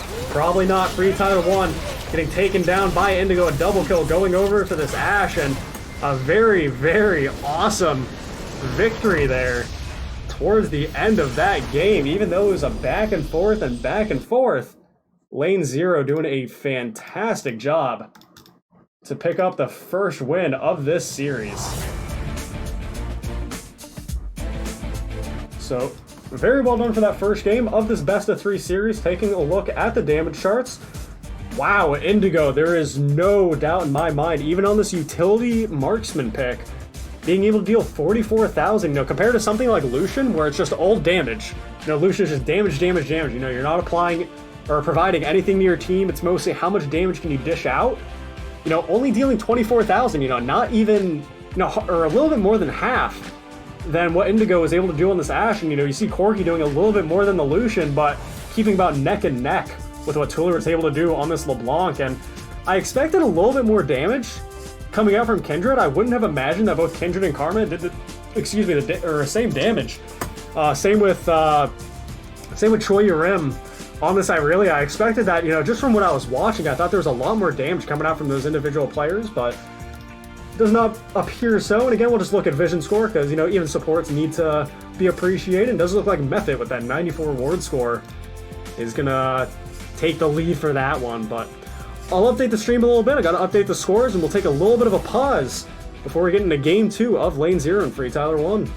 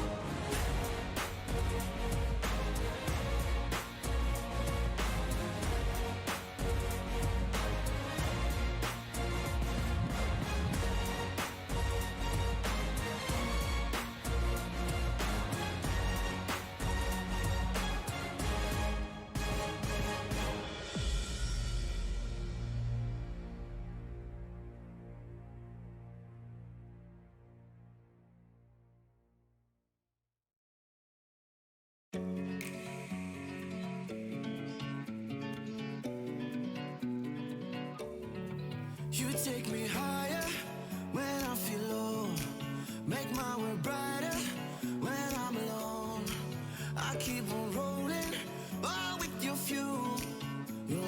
gasoline that makes my dream come true.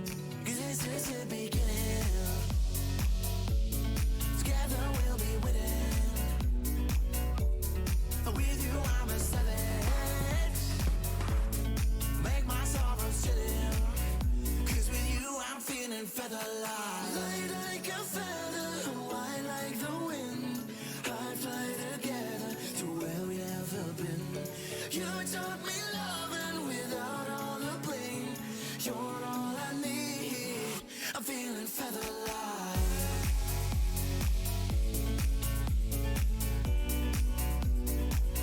I'm feeling feather-light.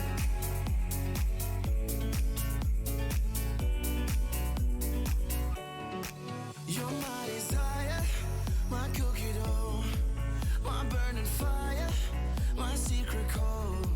I keep on rolling, oh, with your fuel. You're like my gasoline that makes my dream come true. 'Cause this is the beginning. Together we'll be winning. With you I'm a savage.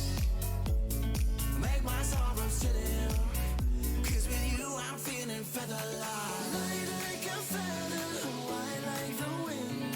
I'd fly together to where we ever been.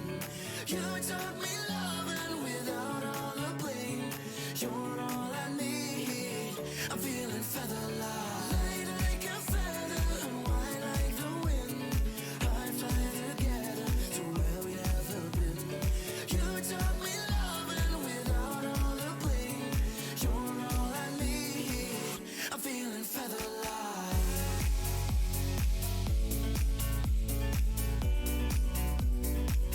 I'm feeling feather-light.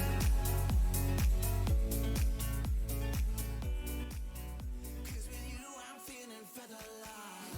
Like a feather, white like the wind. I'd fly together to where we ever been.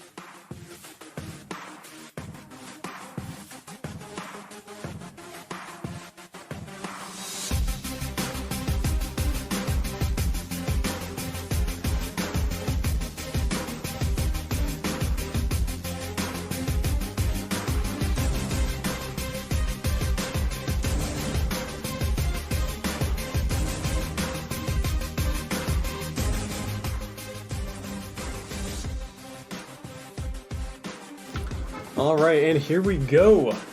Getting into game 2 of this best of 3 series of FreeTyler1 versus Lane 0 Blizzard. It was a very, very even game for the majority of the first 20 to almost 30 minutes, I'd say, in that game 1. So I want to see, what's, going to be switched up for this game 2. What are some of the mistakes that each team think they made? And really, I don't even think there was a lot of us, I don't think the problem was really mistakes being made, but it was just so hard for each team. They were going back and forth, and neither one was able to, just completely obliterate one or the other to, completely snowball a lead. So, and I think it's just a sign of, good competition. You know what I mean? So otherwise, no surprise coming out from Lane 0. They're focusing those bans onto Brandon for this mid lane, taking away the Twisted Fate, taking away the Vladimir. They're, it's not a surprise to me that FreeTyler1 wants to take Sever off the table, because I can't really imagine a series where we're not going to see a Sever ban. It doesn't matter who the AD carry is, or what you think about the AD carry, how good you think they are, anything like that. Sever just instantly introduces usefulness and utility to a team. Not only, and people think of utility from Sever, it's just like, oh yeah, it's her, the team fighting ult, how cool, right? But it's so much more than that. It's the massive amount of wave clear. It's the AoE damage that a Ricochet crit is able to do in a team fight. Even most AD carries, it's the, past few seasons have been, kind of a joke for a lot of different marksmen, right? But even if you are only able to get 3 to 4 autos off in a team fight before getting exploded as an AD carry, wouldn't you want them to be like Ricochet boomerangs, running through an entire team? And God forbid they crit too, so it doesn't even matter if you die. If you just pop that ult, give your team the movement speed, and then crit through an entire thing of 5 people and chunk squishies down to half health, it doesn't matter if you die. You can be 0 and 10 and just do that repetitively, and you're still going to be extremely useful. Right now, though, even though there is no Karma ban, they did decide to take away the Kindred, and they picked up the Karma for themselves for the side of FreeTyler1, and Fallen Artemis is responding by taking that Sejuani for his own, and we're actually seeing a Camille locked in. Now, it's going to be a little weird to see where this Camille is going to go. Could either go for Oatmeal Napkin up in the top lane, or very may well go over to Tuller as well for the mid lane. So FreeTyler1 are kind of shaking their heads right now, trying to decide what they want to do, but looks like they might pick up a Xayah Rakan lane. They do have the Rakan locked in. Is Brandon just going to swoop up that Xayah? Because if not, there we go. Okay, very well done. So I think right now, FreeTyler1's picks are awesome. I think Xayah Rakan is definitely one of the greatest synergy bot lanes that are ever going to exist ever since their release. And now you have, you know, the Painful Thorn that wasn't Choi Rim side. He's like, you know what, I'm going to do it back to you. You know, you thought you were so, you know, it might go over to Brandon as well. You know, with this Karma, you know, we see the Rakan, so we know Mephit's going to be on that Rakan. There's going to be no surprise there, but had you not locked in that support, that's a three-way flex that Karma could go. Could be a Karma top, could be a Karma mid, could be a Karma support. So right now, if I had to guess, it is going to be for Choi Rim for that Karma top lane. We do see that sitting at desk is going to go for that Braum yet again, so something that he is comfortable on, and he did show some great effectiveness using that shield against a lot of Josh's callings. Almost every time we saw a Lucian ult coming out, there was Braum, you know, holding the shield up and protecting his team. And it does make the difference. We do see, again, a very smart ban coming out from lane 0, knowing that they have the Sejuani and the Braum locked in to be able to take the Trundle off the table. They don't want that to be a response. And and it looks like FreeTyler1 definitely doesn't want to have to deal with the Ashe Braum combination again. And Hecarim is also being taken away from lane 0, and the last ban is on the side of FreeTyler1 right now. Kind of wondering, you know, what's something we don't want to have to deal with, and it all depends on, you know, where they think this Camille's going to go. And again, it's a great thing about these flex picks, and Camille's definitely one. Had the Sejuani not been locked in, you know, that's also a three-way flex. You know, it could go top, could go mid, could go jungle. But it looks like FreeTyler1, they don't want the Lucian Braum synergy down in the bot lane to deal with that Xayah Rakan, so I think those are probably the two best bans that FreeTyler1 could have done, but oh baby, here we go. An SFL Sona bot lane game. So we are going to see the Sona and the Braum down the bot lane, and right now, I'm not liking it. It all depends on what lane 0's last pick is going to be. I don't think there's enough damage coming out from this lane 0 squad as of right now to be able to effectively utilize Indigo's Sona pick. So I want to see, you know, how that decides to go, and I think their Gragas pick is actually really nice here, knowing that you don't have it's not a Tahm Kench Sona lane, and that's one of the more popular lanes we've been seeing in competitive, knowing that if the Sona's in trouble, you know, if it's not the Sona Taric, you know, because Sona Taric, you know, able to constantly just heal each other, jerk each other off, and, you know, Taric ults gets thrown down, you can have 5 people hitting the Sona, and she's not going to die. But with a Braum, there's a little bit less agency, and right now, when you see the Gragas picked up, he's going to be able to use that ultimate to be able to, you know, misposition everybody and kind of throw lane 0 in a little bit of a scramble. And if they can get that Sona, you know, in the front of the FreeTyler1 team, unless lane 0, like, instantly snap and say, go, go, go, we need to, like, fall, we need to actually save this guy. You know, it's just... And right now with that Maokai pick, I'm going to be honest, and even though lane 0 are my boys, I'm rooting for lane 0. You know, great squad of guys, you know, awesome players to watch play. I very strongly dislike this composition right now. There is, you know, it's Season 9, and I think Season 9 is all about damage. Damage, damage, damage. How much damage can you do? And lane 0 has none of it. You've got Camille mid, and that's it. Like, yeah, you're going to have the major AP Sona, you know, once she actually does get the Seraph Embrace, once she does get the Lich Bane, yeah, you know, great, awesome, right? You know, she does damage, but you're not picking Sona for the damage, you're picking it for the utility. You're picking it for the constant heal and shield, you're picking it for the crescendo, you're even picking it for, like, the little mini Sivir ult that you're actually able to apply with her E, and then you're going for the damage. Like, the damage is only a complement to the rest of the stuff that Sona is able to provide. And meanwhile, even though I thought it was originally going to be that Karma top line for Choi Rim, completely juked down. That's the greatness of this flex pick. It's actually going to be Brandon on this Karma mid. And a lot of times when you see Karma mid, you're not going to see the Iceborne Gauntlet. You're not going to see the Spirit Visage. You may see the Ardent Censer. You know, you may see something like Athene's and Ardent Censer, like a more, you know, utility support type of build. But knowing FreeTyler1, especially knowing someone like Brandon, they want damage. And if you're gonna have a Luden's Echo, which I assume that's what this Karma's gonna go, even if let me just take a wild guess. Let me say it's gonna be Luden's Echo and Morello Nabicon for the Karma, right? Then you've got Karma damage, Zaya damage, and Gragas damage, because more than likely Lee Shayon is gonna go for that more Runic Echoes, AP type of heavy damage Gragas build. We don't see much of the tank Gragas anymore. We don't really see the Cinderhulk type of, frontline Gragas. I love frontlines, don't get me wrong. I have played since, late Season 2 as a marksman. Frontlines are my jam, right? I love sitting in the back as a marksman, having these massive beefy tanks in front of me. And beefy tanks, Lane Zero does indeed have. They have the Maokai, they have the Sejuani, they have the Braum. But again, where's the damage? How are you going to be able to cut through Choi Rim's Poppy, who's more than likely going to be going full tank? How are you going to be able to cut through the sustain and the utility of which the Karma is going to be able to provide to the rest of her team? Not to mention the synergy of Zaya Rakan. I don't see how this Sona is going to survive Zaya Rakan. I'm not really talking in the laning phase, but I'm talking in the rest of the game as team fights start. I really do think that this Sona is going to get blown to smithereens. So I'm really scared for Lane Zero, and I'm really, really sad. I want to say, they're just throwing the game to get it to a Game 3, because I really think they dropped the ball on this draft. And I don't really like shit-talking teams or anything like that, especially as I'm, live casting it. But this is not the composite. If it works for them, and they actually take this win away, power to them. They proved me wrong. They know better than I do. I'm just a washed-up, hard-stuck caster, right? But I'm not liking it, man. I am not liking this one bit. I'm going to take a quick, minute break while we listen to the music here and while the game loads up through the spectator delay. I'm going to give myself a drink, give myself a moment to recover my voice here, because I really do think that this is going to be an absolutely wild game.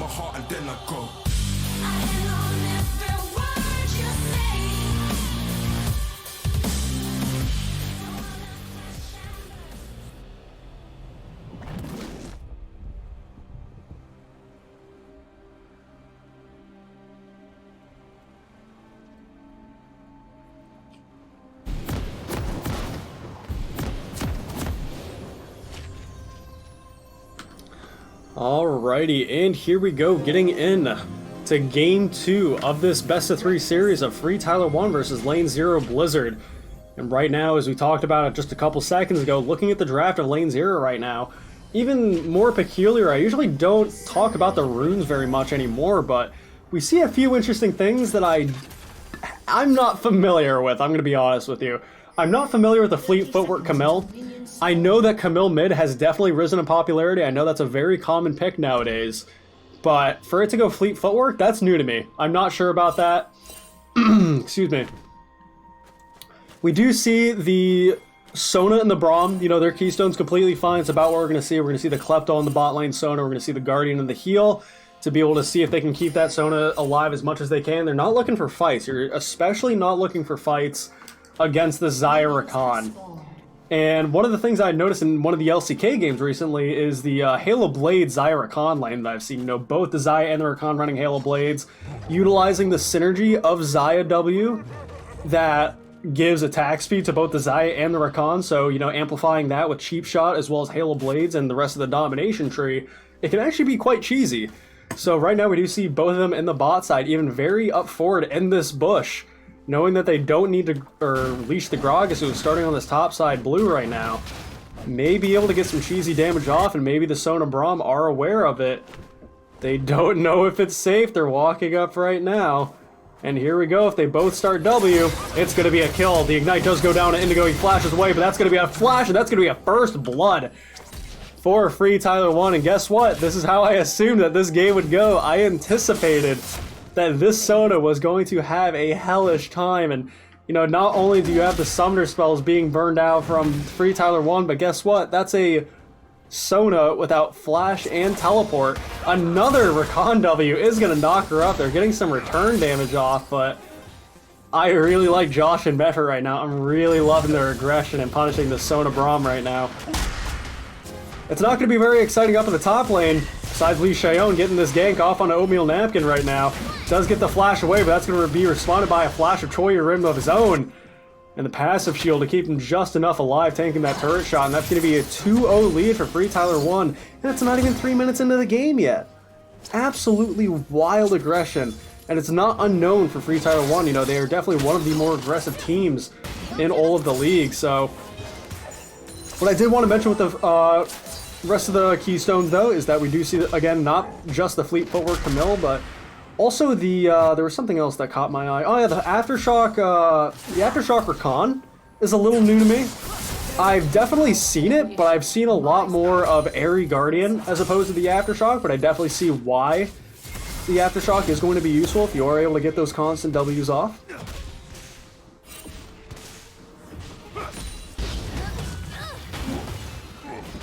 I gotta tell you though, I'm not really excited about casting a Soda bot lane game because it's just so very unexciting to have to watch. But you know, that's Season 9 League of Legends in a nutshell. It's really not what it used to be, but that's alright.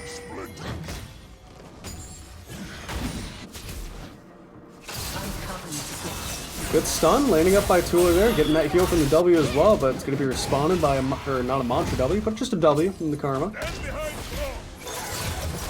Sitting at desk right now. Ooh, lands a very good stun off on a Method there. It's going to result in him flashing away and managing to stay alive there. A little bit of a tanky Recon. He does have that Nomad's Medallion finish, actually, so having that very early on, that gold regeneration item is going to, you know, result in a very, very wealthy Recon.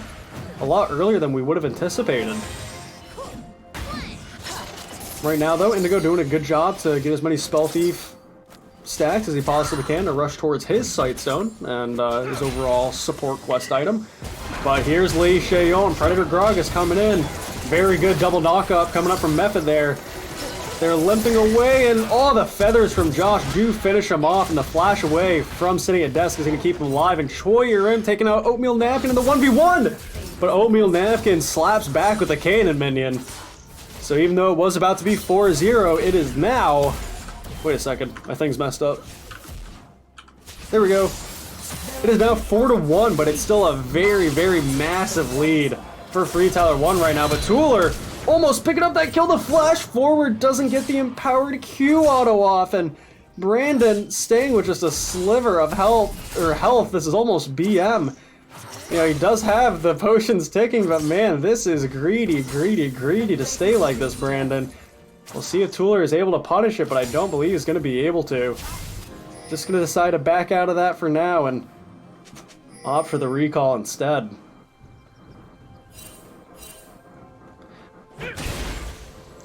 Right now, though, the bot lane of FreeTyler1 are 2-0 right now. We do see the very early pickaxe here at 5 minutes picked up for the Xayah, as well as the Frostfang being picked up for Indigo. So right now, it's a game of scaling. Now, I think if, hypothetically, this game lasts to 40 minutes, I think, you know, Lane 0 definitely has a chance if you're just constantly healing up the massive front line that they do have, but with as aggressive a players as FreeTyler1 is and the lead that they've been able to accumulate thus far, I can't imagine this game lasting that long. I'm going to be completely honest with you, especially in a game where the average game time is about 20 to 30 minutes now. I don't think Lane 0 are going to get to the point where they become unstoppable, you know, meat shields type deal. Here comes Fallen Artemis up into the mid lane, though. Good hookshot lands by Tuller, gets the stun off on the Brand. Another stun coming out from Sejuani. Manages to get the ult off. That's going to be a kill going over to Tooler. Brandon falling. Does have his teleport available, but a very good pickup for Lane 0 Blizzard. Very, very nicely done. Again, even though they were down almost 4-0, you know, Lane 0 trying to clap back. Here's Rakan doing a clap back of his own. Landing that double knockup, and nothing's going to result from it. Fallen Artemis having to run away from Troy Rim, gets stunned against the wall, and that is going to be Poppy getting that kill, and Tooler not quite going to get knocked away by the Poppy ultimate. That's going to be a dead Troy Rim for the count. And a third kill going over to Lane 0, but right now, even though there was a pretty significant gold lead in favor of FreeTyler1, it is only now about 200 to 300 gold of an advantage that they have over their opponents. So again, just so very neck and neck, and Indigo yet again getting it knocked up. The Braum shield does come out, the Ignite does fall down on the Braum, and Indigo having to limp away to the best of his abilities. Actually going to opt to use that flash away. He does get the damage reduction auto off onto the Xayah, and he has to keep in mind that he is tanking a cannon minion, having to use the heal, and that's going to be a kill for Method. Picking up Desk. Indigo does manage to get the stun off, but that is going to be another kill, the third kill for the bot lane of FreeTyler1, but here comes Predator Gragas up in the mid lane, seeing if he can get Tooler. Tooler right now, 2-0 right now, or I keep saying right now. 2-0 on this Camille. Working towards that early phage here, having that Dorn shield to help him, you know, sustain to the best that he can versus Brandon, who, again, just like Oatmeal Napkin, shown to be very, very much of a nuisance on this Karma pick. And, you know, especially with the Karma buffs that have come in this most recent patch, we're going to more than likely see Karma in almost every game. It doesn't matter if it's top, mid, support. Such a very valuable and overall solid pick to have for a team composition, whether it is, again, the more tanky route that we saw up in the top lane of Oatmeal Napkin, whether it's the more AP damage heavy, you know, type of build that we're seeing Brandon go here in the mid lane, or if it's just a pure utility that we may see in the bot lane in some sort of these, or one of these future games.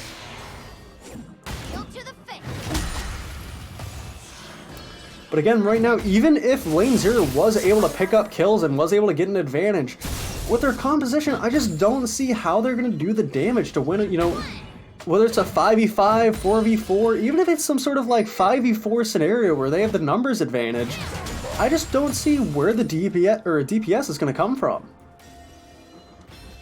And man, seeing a pick like Maokai top, I have not seen in quite some time. I know that Oatmeal Napkin may be a little bit well versed on it, you know, and he definitely can rely on his tanks and knows how to provide a good tanky frontline for the rest of his team, but actually, I'm gonna have to hold a second. We're gonna see the crescendo landing on a Mephit there, but Lee Cheon doing a good job to counter gate, but a good flash away from Fallen Artemis is gonna be able to avoid that explosive cast. There's the charm land now from Rakan. The party has started. The knockback land from the Gragas. He's sitting at desk, is gonna ult, and so is Josh. Here comes the hook shot though, with a good knockup coming out from Mephit yet again, but that's gonna be Tooler ulting very aggressively, and he's actually gonna be taking up a turret shot. With Josh flashing under his turret, maybe something that Lane 0 did not expect, but here's Brandon responding. Is it going to be the Mantra Q? It's going to be the Mantra E. Try to catch up to him and sitting at desk very low. Another good double knockup by Mephit, and that's going to be Indigo falling to Lee Cheon, and Fallen Artemis going to be falling to Josh, calling back those feathers on that Xayah. And right now, it is just absolutely insane. A wet noodle fight up in the top lane of their own is happening between Troy Rim and Oatmeal Napkin right now. Getting those grass procs off, they both are, but that's going to be Choi taking the worst side of that trade. Hookshot isn't quite going to be landed by Tooler, but he's going to see if he can find another. Flash forward by Oatmeal Napkin, having to cast two fights at once. Another flash, the knock up, the stun, the Poppy ultimate isn't going to be enough damage to take out the Maokai. And these tanks are just going back and forth, sustaining against each other, taking up so much damage. And I am getting so very emotional because I just don't know what to do with all this energy and excitement I have with these two great teams going back and forth. Great response by both Lee Cheon and Brandon there to the bot side of that map. You know, even though we saw Fallen Artemis almost making a nice play happen, seeing Tooler catching out Brandon there. Fallen Artemis coming on the side, using that Glacial Prism, which I think was a little bit of an overkill, but they got the kill nonetheless. But in response to it, FreeTyler1 does manage to pick up the first dragon of the game, and it's going to be one of those more impactful ones, being that Mountain Dragon.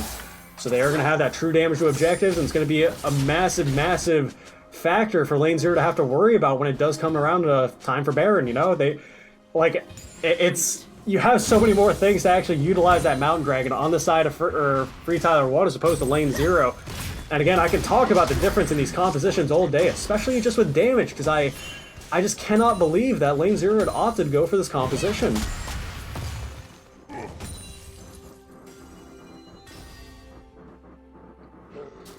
The game is slowing down a little bit, though. We do see, again, both FTYO and Oatmeal Napkin have been just battling each other. You know, it's nearly 12 minutes into the game, and they've been going back and forth this whole time. And really, the only time something is happening, you know, being able to secure a kill, you know, it very much helps if you do have either that Gragas or the Sejuani there. Kind of catch out one or the other. Runic Echoes is finished on the Gragas right now, so again, we are going to go for that more damage-oriented build.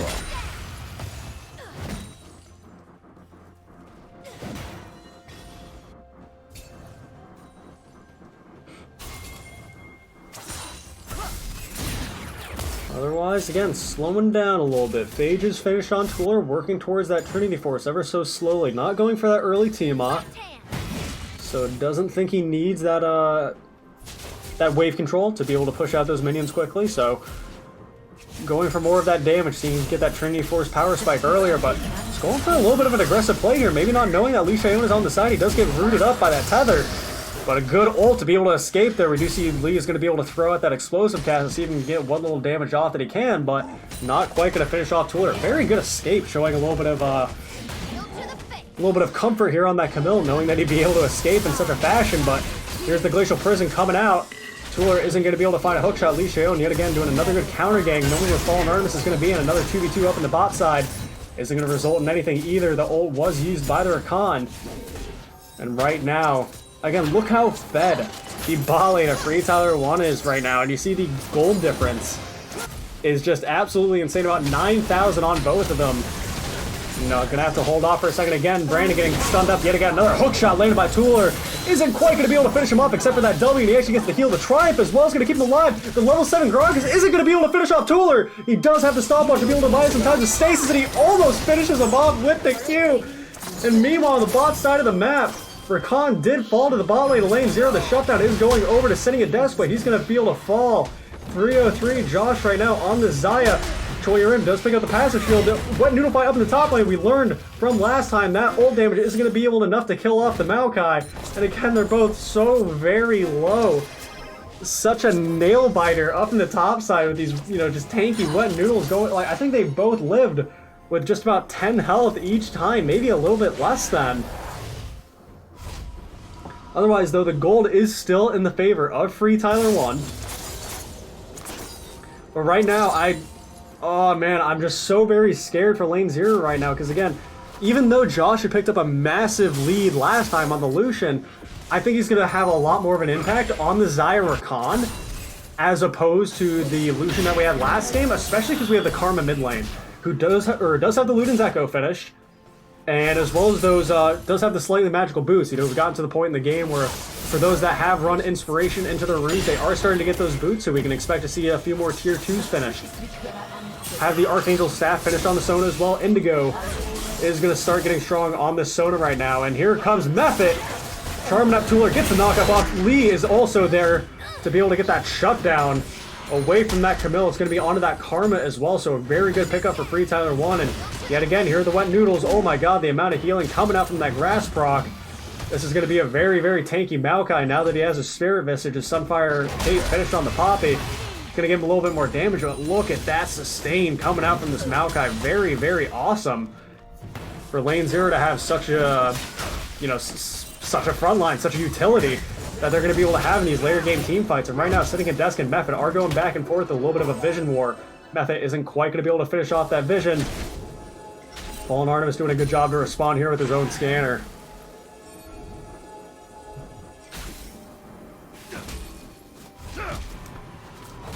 Looking at the, as we were talking about tier 2 boots though, it does look like that FTYO did opt for the Ninja Tabi, which I really don't think is the call considering the amount of crowd control that's coming out from the side of lane 0. You know, you got all the roots of the Maokai that you have to deal with, as well as the knockback and the slow. You got the massive, you know, Sejuani knock-up stun, slow, all that good stuff. You got the Camille stun, you got the Camille slow, you got the Sona crescendo, you got the Sona empowered E-auto, you got the, you know, Braum, so you could just go on and on talking about the crowd control of lane 0. And to not go Tenacity is a little bit weird. I mean, I can see why Lee Shayon to go for the sword shoes, you know, going for more of that heavy damage, you know, I'm gonna like try to burst one of your carries type of Gragas build, but actually, funny enough, I'm talking about it, and then he switches from the Ninja Tavi to the Merc Treads up in the top lane, so Choi definitely ghosting the stream. Someone's gonna have to dock him some points for that one, might have to get a little bit of a penalty. Just a joke, but maybe just smartened up. Meanwhile, we're seeing Fallen Artemis start a little bit of a fight. Jeweler coming in with that hook shot as well. So much CC, and Method does get stunned up for the time being, but look at the Feather callback. Rooting up so many of the members of Lane Zero Blizzard, and Brandon is going to get rooted up, and Brommel is coming out as well. Brandon is going to be following Oatmeal Napkin, but Tuller is being taken out by Lee Shayon, and that is going to be one of their only main damage sources being taken out for Lane Zero, despite having all this massive front line. What are you going to do? You got the heal coming out from Indigo, but otherwise, if a fight starts right now, we already have the Recon ult used, but if a fight was to start, you know, what are you going to do? What damage are you going to come back with when you have the Xayah raining hell on you? You got the Feather callback constantly coming down, as well as the Gragas, who's actually, you know, doing a massive amount of damage. I didn't really see Tuller's health at the beginning of that skirmish, but nearly 100 to 0 the Camille as the AP Gragas, so right now, though, this Maokai is looking so much tankier than this Poppy right now. Mid lane tower is very low, but they're not quite able to poke it down. Both Indigo and Sitting at Desk are defending it to the best of their ability. Tuller heading down to that bot side, but does have Ignite, no teleport. The only teleport of this game are going to be on both Oatmeal Napkin and Indigo. But they do have the double teleport of their own for FreeTyler1 for Brandon and Choi. Right now, yet again, Oatmeal Napkin doing a good job to destroy the Poppy Shield, making sure he can't use that back in the fight. But starting to get very And I think there's fireworks outside of my house. It's either fireworks or a shootout. I'm not sure which, but that's okay. The joys of living in Cleveland. Rift Herald is secured by FreeTyler1 though, so it's going to be a massive objective. They actually, you know, First Blood turret has already been taken by FreeTyler1. Total of 2 turrets have been taken by them, while 0 have been taken for Lane Zero, so being able to take away that Rift Herald from them, allowing Lane Zero to, you know, have to struggle even more when it comes to securing these towers. You know, again, what damage are you going to do to the tower? Are you going to have the Lichbane Sona auto do the damage for you, or what's the plan here? You know, you can see a lot of issues with this composition that they picked, and I really don't think they realized the issues until they loaded in the game, and then they were like, wait a second. What kind of hole have we dug ourselves into here? But game is certainly not over. 19 minutes in right now. But they do have the Earth Dragon in about 1 minute. Baron is going to be spawning, so that is going to be for the taking for FreeTyler1 if they are able to utilize a pick. And all you need to do, again, when you have this composition, all you got to do is take out Tuller or Indigo. You take out one or the other, and you are golden for the rest of the fight. Training Force has been finished on the Camille. And again, we are seeing the Merc Treads finished on both the top lane and the mid lane of FreeTyler1. Sork Shoes on the Jungler. But Josh, playing a little bit cocky, he's not going to go for the Merc Treads of his own. He is going to hold on to those Berserker Greaves. Utilizing the attack speed from those boots as well as the lethal tempo is going to allow him to go for the Infinity Edge right after the Essence Reaver. So he's not having to spend that, you know, 27 and 2800 gold on a Zeal item. You know, he still is going to be able to get that 50% crit while still having a massive amount of attack speed if he is able to utilize that Keystone in those boots.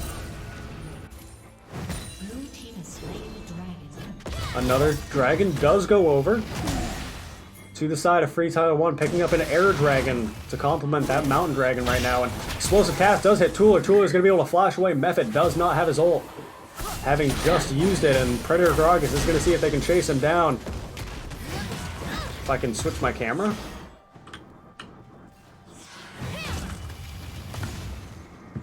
That'd be awesome. Bad camera guy, but here we go. Here's Tuller walking into the base of FreeTyler1. We'll see if he's able to get the execute off. Josh is on his tail, but that's going to be Lee Shayon still picking up the kill. That timer to actually be able to get executed is just absolutely incredible. Yeah, we do see again the 2 tanks up in the bot side. No strangers to fighting back and forth, but I think Oatmeal Napkin definitely has the advantage right now. You know, nearly full health while Choi Rim is just a little bit below half. And it looks like he's going for more, but has to keep in mind that You know, both of them are pretty low on mana, neither of them really holding on to a mana item just yet. No Frozen Hearts, no Iceborne Gauntlets, or anything like that just yet. So, resource management is something that these tanks are going to have to keep in mind.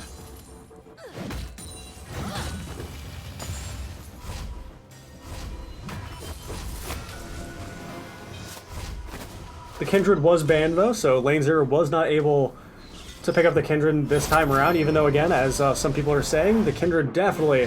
In this composition, you swap that Sejuani out for a Kindred, and I really... instead of, you know, sitting here flaming Lane Zero the entire time, that, like... You know, I'd be praising them. I'd say these guys are 200 IQ geniuses with this comp, but... You know, it's too much tank. It's too tanky, man. It's too tanky, you know? You can't... You know, especially as it's going to be getting later and later on. You do have the Poppy that's almost finishing her Spirit Visage, even though the Spirit Visage is finished on both, or on Oatmeal Napkin as well as the Sunfire Cake.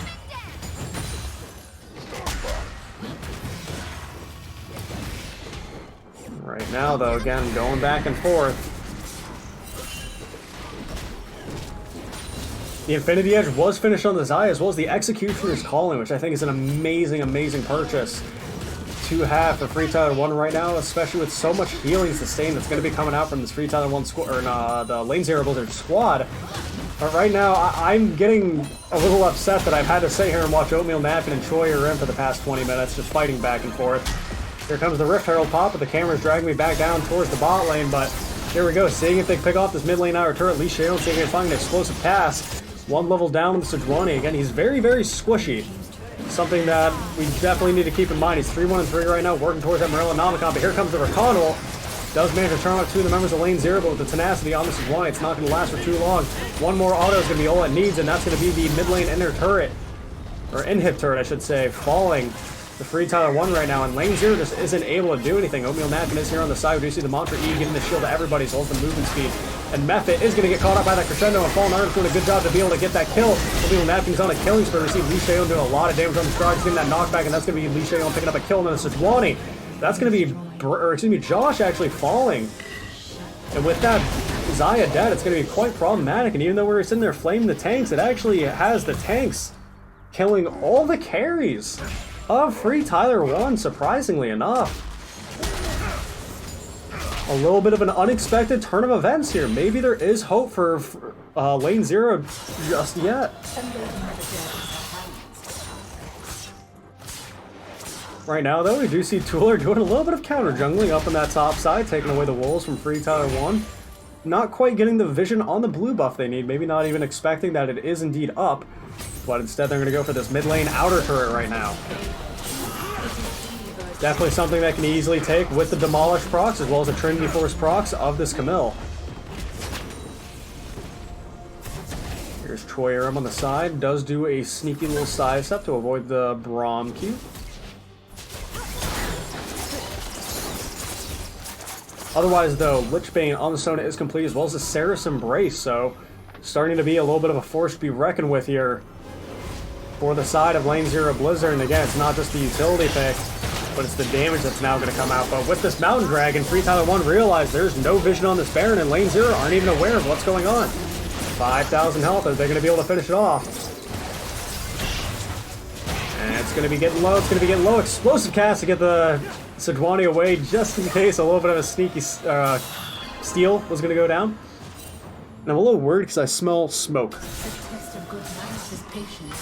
I actually smell like genuine fire smoke, so I'm going to be right back. I'm going to make sure my house is on fire. Just cast the game yourselves. Get creative with it.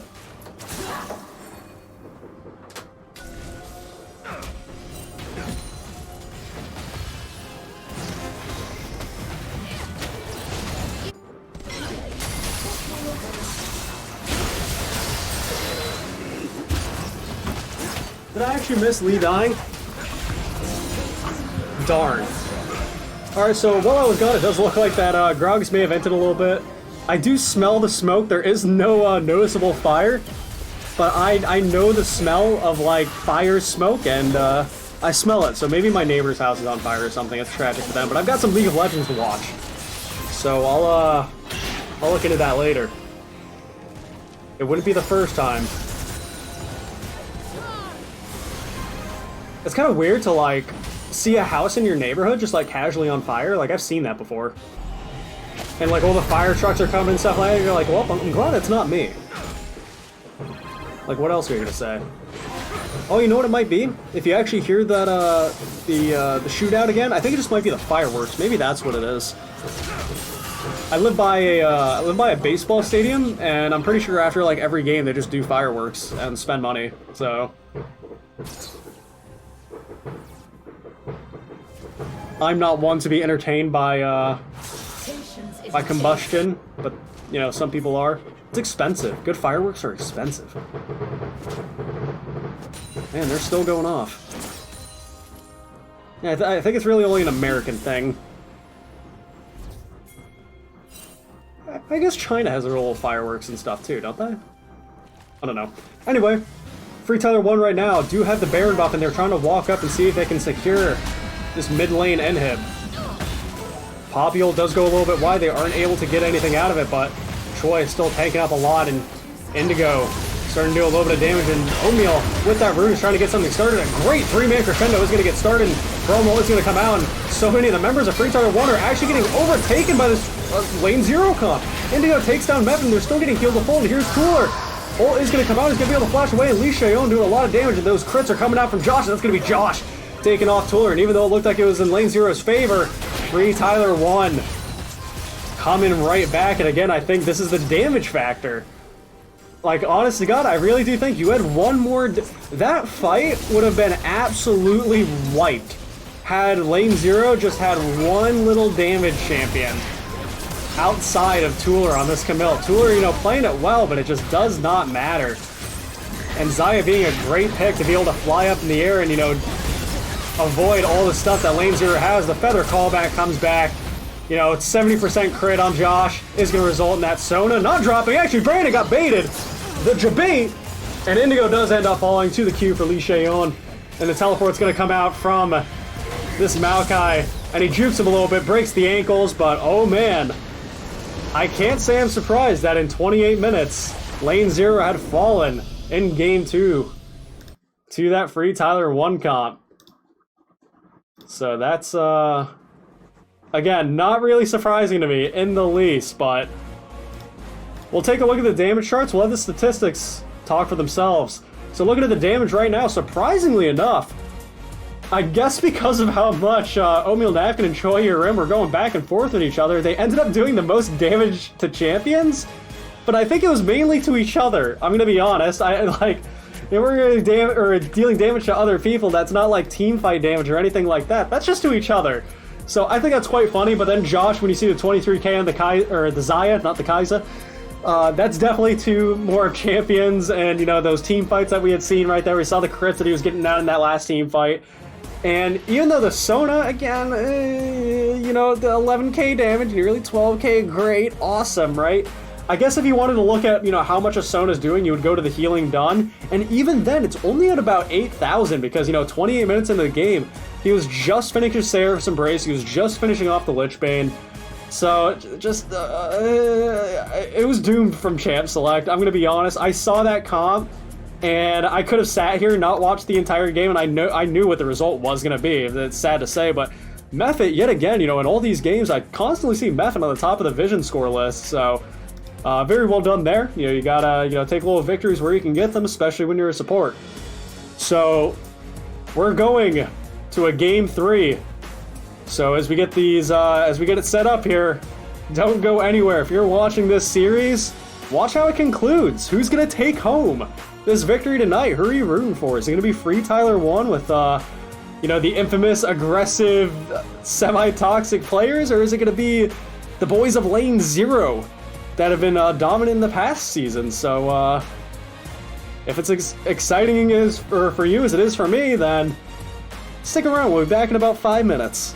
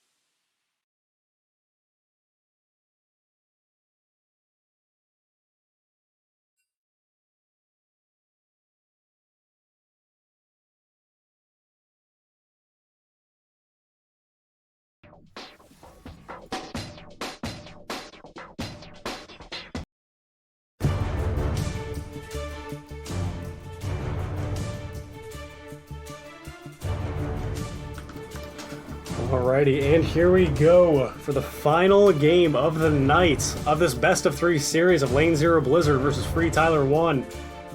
And right now, I honestly think, Lane Zero did a great job winning that first game. I give them props. I think they played a very, very good draft. I think, even though it was a very back-and-forth type of game, I think they closed it out very well. They had an awesome objective control around Dragons, Rift Heralds, and all that. But we kind of saw them int in draft phase last game. I really, really think that was one of the poorest drafts I've seen in quite a long time. So I want to see that mistake, because again, we talked about in game 1, there really weren't a lot of mistakes that we could capitalize on, but we could talk about that all night of that last game. Draft is so very important. So again, nothing's being switched up from Lane Zero Blizzard on the side of bans. They're still taking out Brandon's champions. They're taking away the Vladimir. They're taking away the Twisted Fate. Same with FreeTyler1. They're taking away Kindred from Fallen. They're taking away Zed from Tooler. So these specified bans are letting a lot of other things come through. As we just saw the Sona, even though it wasn't executed to perfection, and it was actually very well answered by FreeTyler1 with the Zyra Khan combo, it was still left up.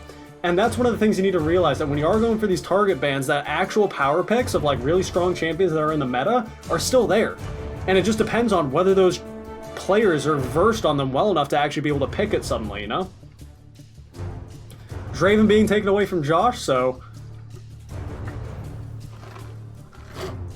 And I'm glad that this time around we see a Karma ban, because again, I think Karma, in a lot of these competitive games, you know, I haven't seen any sort of data or statistics recently, but if I had to take a guess, there is probably a very large correlation between Karma and winning. Let's see, what does Lane Zero think the most important thing to first pick is? Here it comes. It's going to be the Sivir. That is an awesome, awesome first pick. That is so good. I'm so happy to see Indigo on Sivir. If they are going to have... You know, he actually played Ashe like a monster. I'm going to be honest, as a personal, you know, Ashe affiliation expert, whatever you want to call me, played a great Ashe and I loved it, right? But now, on the other side, as I said, when you're making these target ban picks, you leave power picks open, and there's the Sona Taric. Josh is the last player that I expected to see succumb to Sona Taric bot lane.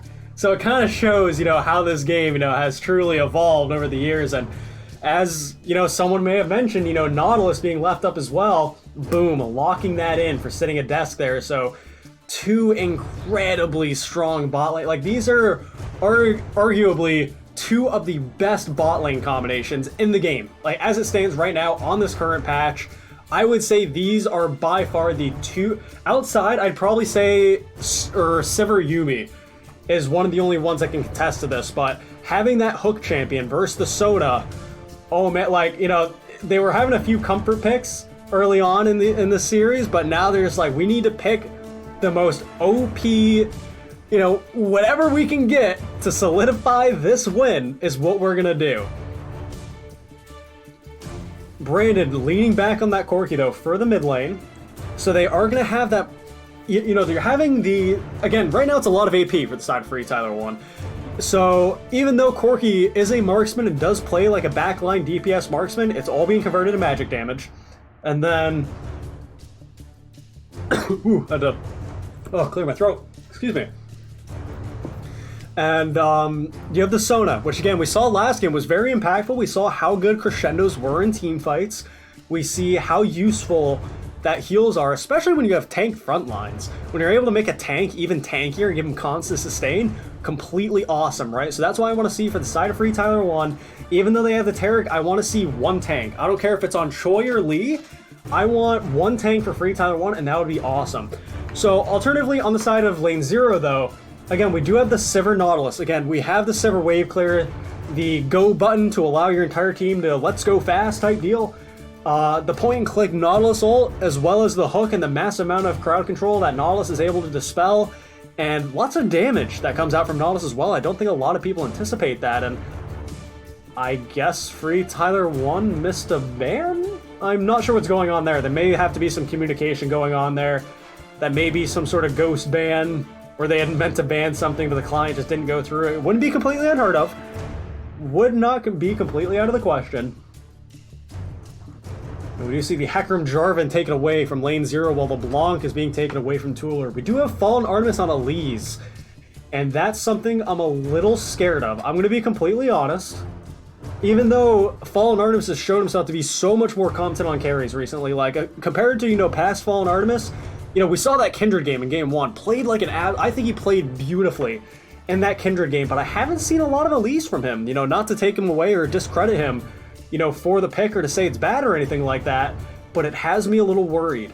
Because to be able to play Elise, your early game has to be nearly perfect. You have to apply so much pressure. You have to know where this Rek'Sai that FreeTyler1 picked up is going to go. You have to, you know, you just have to be a very, very aggressive jungler. And right now, we're actually seeing Tueler picking up, or actually it could be Oatmeal Napkin or Tueler, knowing that Oatmeal Napkin was a mid lane player that swapped up to top lane. That could be a Cassiopeia in the top lane, but I'm going to say that's going towards Tueler. We'll see what that last pick for lane 0 is going to be, and it's actually going to be for Tooler and the Cassiopeia, and Oatmeal Napkin is picking up that Aatrox. So right now, Lee Cheon does have that Rek'Sai. We have the bot lane pick for FreeTyler1 being that Terraxona with Brandon on Corki in the mid lane. Does have that Cleanse as well, which I think is a very good pickup. Knowing the amount of crowd control that lane 0 is holding on to right now. You have the Elise Cocoon, you have the, Cassiopeia, Petrifying Gaze to have to worry about, as well as the various crowd control of Nautilus. But overall, I love lane 0's comp right now, and FreeTyler1 think the best answer to it is going to be that Akali. So Troy Yurim up with Akali in the top lane to answer to Oatmeal Napkin on his Aatrox. The jungle matchup is going to be Fallen Artemis on Elise versus Lee Cheon on this Rek'Sai. Meanwhile, on mid lane, we got Tooler on Cassiopeia with Brandon on Corki. And then for the bot lane of Indigo and sitting at desk with the Sivir Nautilus, they're going up against Josh and Method on this Sona Taric.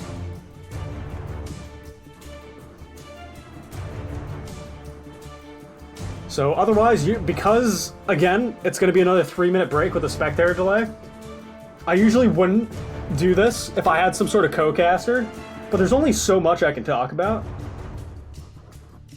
Actually, what can I talk about? Can I just talk about random things, I guess, to kill time? I don't know. Wasn't Revnon talking about fireworks? I actually didn't see that. Hey, whoa, why are we dodging? Why are we dodging? Why are we dodging? Hold on a second.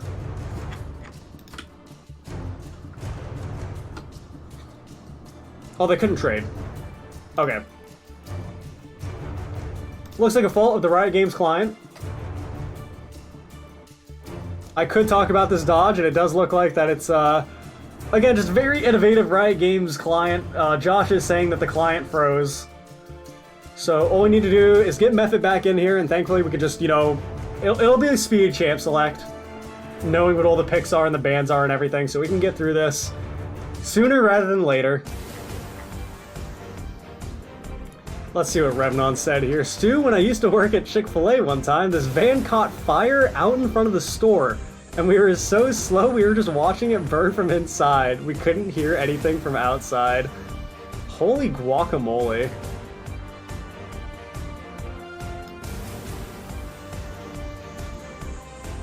I'm glad the fireworks have stopped, though.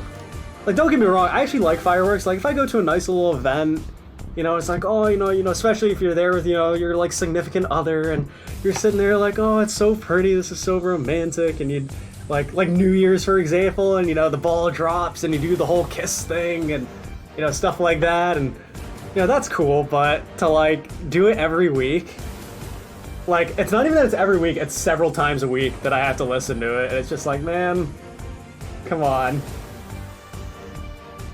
Yeah, they're not celebrating anything. Like I said, it's just it's a baseball stadium. And I'm pretty sure just after every game, I don't even think they have to win. I think it's just win or lose, they just do fireworks. I'm not sure why, but they do. They're just celebrating life, dude. They're celebrating American baseball. Baseball. Come on, man. At least my PvE account is logged in, so I can play some Teamfight Tactics after this. I could probably just play, like, while casting, but I'm not going to do that. That's kind of rude. I could talk about Teamfight Tactics, because I don't like playing this garbage game anymore. I'd rather RNG and just lose to people that get Lucians with Infinity Edge and Guinsos at 2-1. That happened to me yesterday, actually. Like, no joke, that— oh my goodness gracious!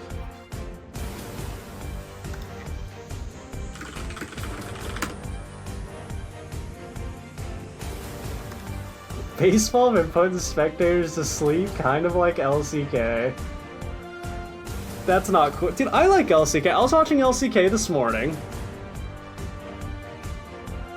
Dude, don't tell me to adapt to Season 9. This game sucks.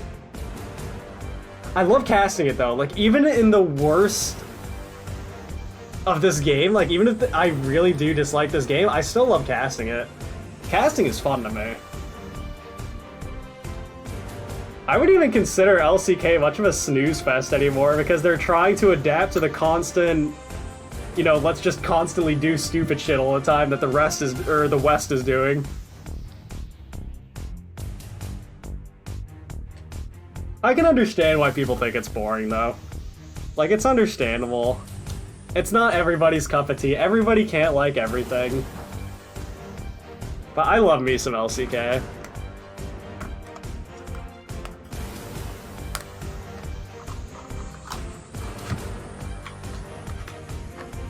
Hey man, I've also been playing since Season 2, but I've taken some Dota vacations. To be fair, I'm probably not even a fraction of the Dota player that you are. I like playing Warlock and Ancient Apparition. Those have been pretty fun.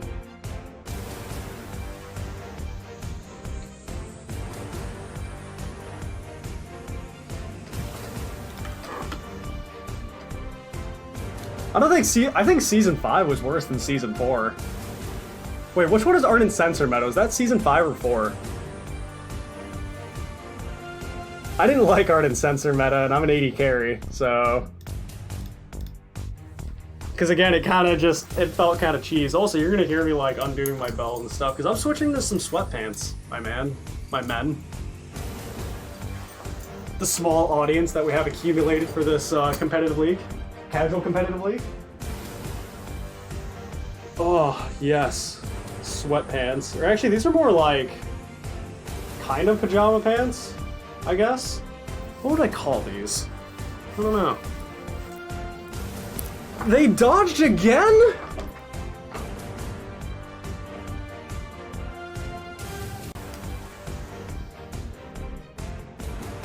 Man.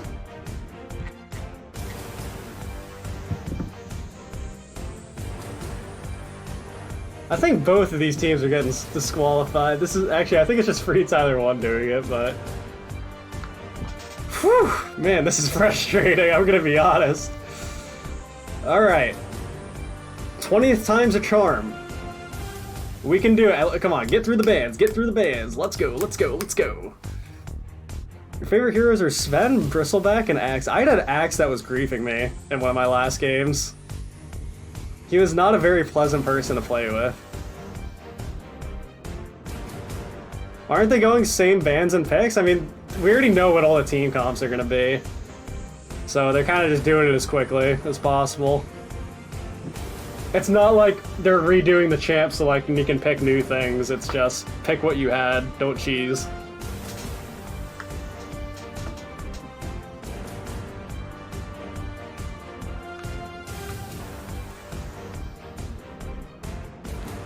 Season 5 was Juggernaut rework, huh? Was that also Sunfire Cape Iceborne Gauntlet meta? Because that really made me sad about my life. I hated, like, out of all the things that just absolutely dicked me in that meta, it was always Sunfire Cape Iceborne Echo. I couldn't beat it to save my life. It doesn't matter how fed of an 80 carry I was useless versus that. Oh, what a miserable, miserable time. Was it early Season 6? Okay. I just haven't liked the past few years, man. Wait, you said you didn't like... You said Season 4 was whack. What was Season 4 then? I can't remember. I didn't think Season 4 was bad. Was that the introduction of... I don't think Keystones were... I think Keystones were Season 5, right? I can't remember. My memory is just so foggy. I think Elise was OP Seasons 2 through 4. Oh yeah, the Renekton Shyvana top meta. Oh, yeah. That's right, that's right. I'd still take that, honestly. I'll take that over this, 100%.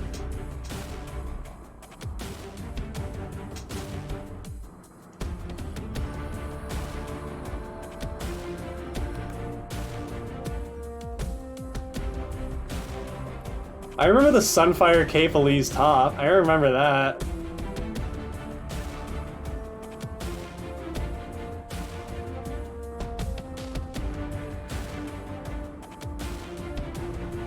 Alright. It looks like everybody's locked in. If someone dodges, I'm ending the stream. Third game isn't getting casted if they dodge this one more time. You guys are just gonna have to spectate it yourselves. I'm not even getting paid for all this great filler I'm doing. I get paid 0 to do this. But I get to cast some awesome games and I get to talk to some awesome people, so it's worth it.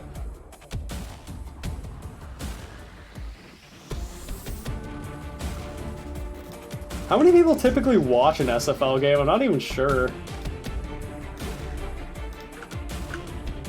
When are we gonna co-cast?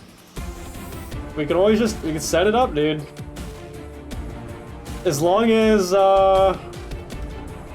you set up beforehand, I just don't like, like, for example, if someone asks me the same day, hey, do you want to cast? I never want to do that. I always need to give myself, like, 24 hours, like, mental preparation before I cast. Because there are some days, like, I just can't function, dude. So I gotta tell myself, like, this day, I have to have this energy and be hyped enough to talk to people for 3 hours. So... I always like, I love co-casting with Koas. That's always an enjoyable time. He's a great guy.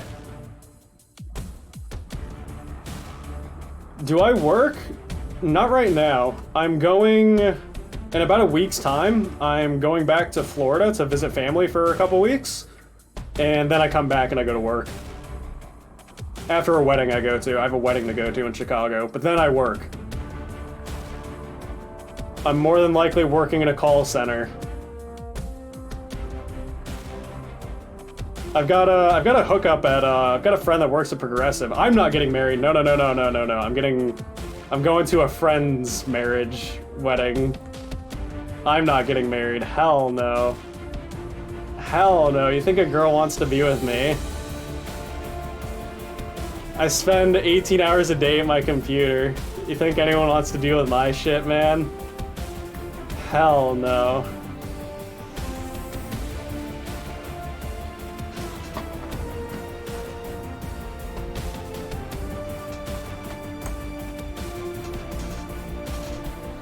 Alright, 1 minute left on the spectator delay. This better be the... Dude, if this is like a 15-minute, like, just absolute wipe, I'm gonna be mad because it took longer to set up the game than it will to have played it.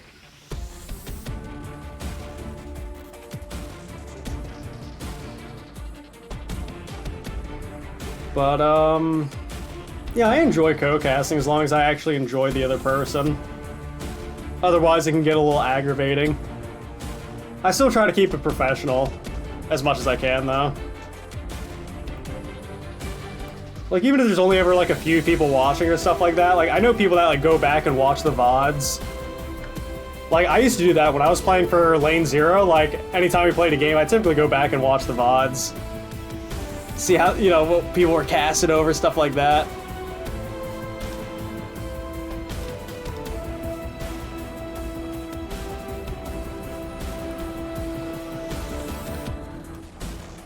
Alright, here we go. Looks like the game is starting.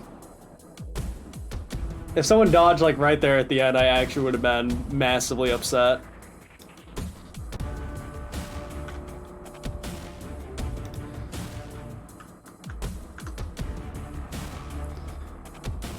Time to get into some high-quality League of Legends with some of the best Diamond and Plat players you've ever seen. I really like... Again, the Sona pick last game, I think, for Lane Zero was like... The pick itself wasn't bad, right? But I think FreeTyler1's comp with Sona this game, I think is much better. Much better pick. Like, again, I say it as someone that loves the boys over at Lane Zero. I don't know what the hell they were thinking, honestly. Definitely something I'm gonna have a discussion with them about later, but that was last game, now it's this game. Game 3 of Lane Zero Blizzard versus FreeTyler1. Seeing Brandon yet again on a repeat pick of this Corki, despite Lane 0 usually prioritizing their bans onto Brandon with both the Twisted Fate and the Vladimir bans, and taking Draven away from Josh, knowing how extremely aggressive he is, and God forbid he gets even the slightest little bit of a lead. 30 seconds until But overall, both team comps this game, I think the draft of this game for both teams has been played very spectacularly well. We do see the phase rush in the Cassiopeia. Sometimes we are a little bit more keen to seeing the Arcane Comet at times. Otherwise, we're seeing the Conquer on the Aatrox to add on to the ridiculous healing of sustain that that rework champion is able to bring. But there's also a lot of sustain on the side of the Akali you need to keep in mind, also as the fleet footwork. And I'm glad that Indigo does have the lethal tempo on the Sivir, and I'm hoping that he goes the build that I do think is more effective, that we saw... what's it called on the Xayah? That's what Josh had played last game. You know, going for the Essence Reaver first, getting that 20% CDR as well as that crit and the damage, and then going straight for that Infinity Edge and Berserker Greaves. So you got the attack speed from your boots, you got the attack speed from your lethal tempo. But right now we're seeing both junglers are starting on this top side, so we may see some pressure up in the bot side around levels 3 to 4, possibly, depending on the route that each of these junglers decide to go. Maybe even Lee if he does go for the Krugs, but maybe decided to go for Wraiths instead. I was thinking maybe he would go, you know, Krugs and try to cheese Oatmeal Napkin very early on, but not quite, not quite.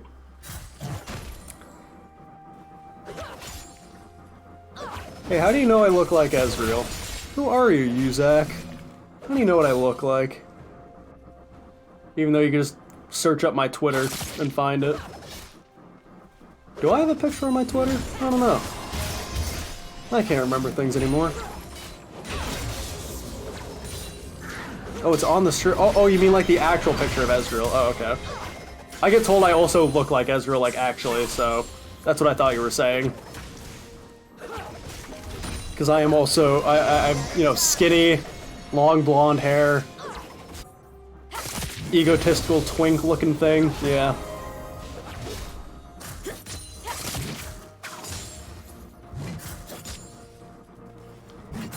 Otherwise, right now, a little bit of a slower paced game that we saw last game. We saw FreeTyler1 pick up 4 kills by this time last game.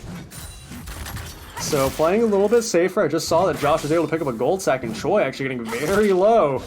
Level 2 to level 3 Aatrox right now. Good auto there. That actually makes a mountain world of difference. So right now, Choi may be sweating a little bit in this matchup, the Akali and the Aatrox here. And look how much sustain that this Aatrox is able to... You know, even though they were just fighting back and forth, he's still sitting a little bit below full health.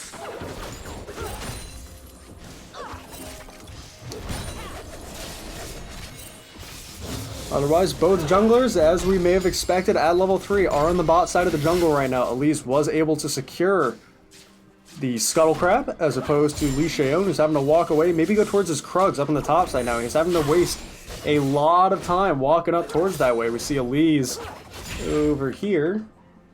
What you doing, Fallen? What you doing? A dive. They actually want to go for a dive. Nahusug does land, but so does the Terror Stun. That's going to be Nahus taking up 2 turret shots, but the Cocoon is going to land. A lot of damage is going to be laid down with the Soda, but Method does pop off that heal, and that's actually going to be the barrier coming up from the Soda. That's going to be Fallen Artemis falling to the turret shot, and Josh picking up the first blood of the game with Brandon teleporting in just for safety measures. And man, what was a very aggressive and almost well-calculated play. You have to keep in mind that 2 defensive summoner spells on the Sona Taric is enough to negate that early gank. A very big whoopsie, and now Sona sitting there with the red buff, gonna get hooked by the Nahus. The Sivir Q does come out, but not gonna do a lot of damage. Good auto reset by the Sivir with the W. The Ignite does go onto the Sona, but she is gonna be able to limp out of it for now, and the heals from both the Sona and the Taric, as well as the Taric with the Relic Shield, is going to be able to heal up that Sona, and they're actually going to be able to stay in lane, knowing that the Sivir is pretty and very low on health herself, but sitting at Death, still looking pretty healthy right now. Has a good amount of mana if he wants to look for another hook or something like that, and he can almost do things by himself with how much damage a Nautilus is able to do.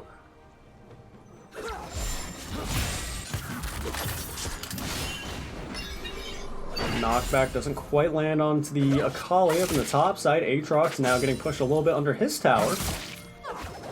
The Akali being able to slap back and do some damage, and as we saw a dive on the bot side, we may see a little bit of a dive on the top side, and we'll see if they can actually execute this one without it turning the other way.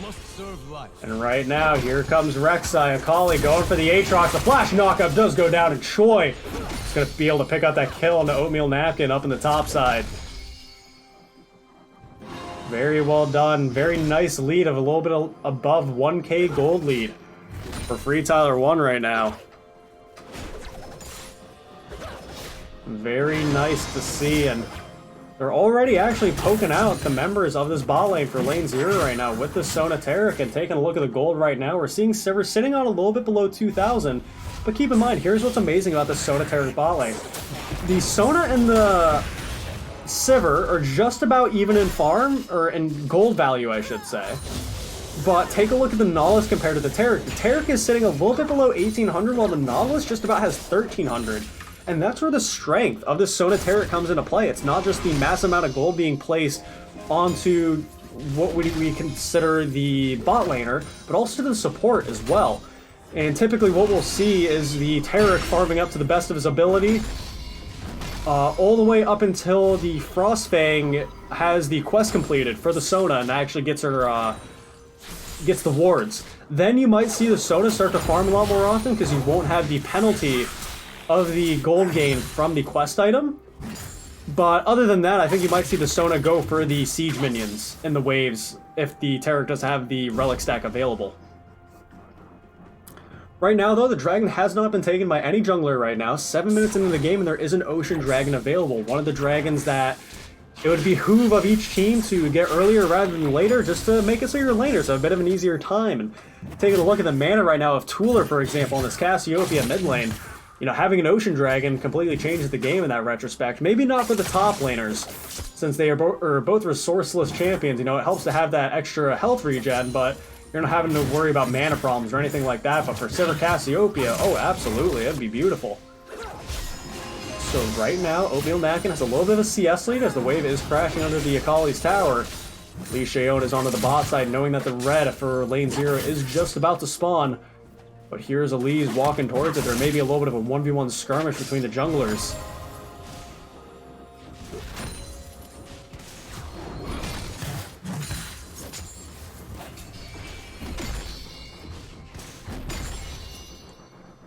It's a little slow down in the bot lane. The tier has been completed on the Sona, so it is going to be working towards the Archangel staff.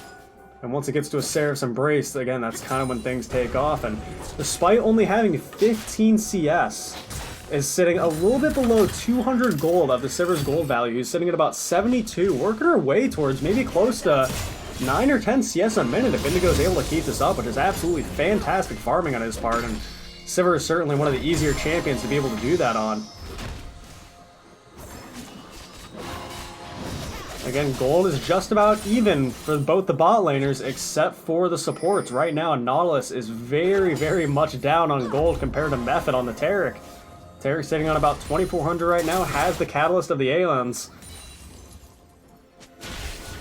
And right now, Elise is on this dragon, trying to see if he can secure this ocean for his laners, which again is a very responsible thing to do if they are able to secure this. It looks like they are a little bit below 1,000 health, and no one's around contesting it. So, very easy pickup for lane 0 Blizzard. Very well done there, but they are still down a little bit in gold. And here's Lee Sheon up on the top side again. The Aatrox ult is going to be popped, but with no kills or assists, you don't get a revive. So that's going to be Choi picking up yet another kill of this game. 3-0 right now in favor of FreeTyler1.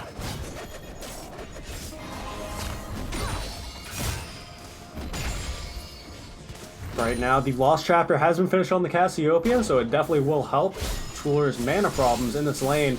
Working towards that early Luden's Echo compared to some of the older builds that we've seen on Cassiopeia, where a lot of people were keen to rush the Tier of the Goddess.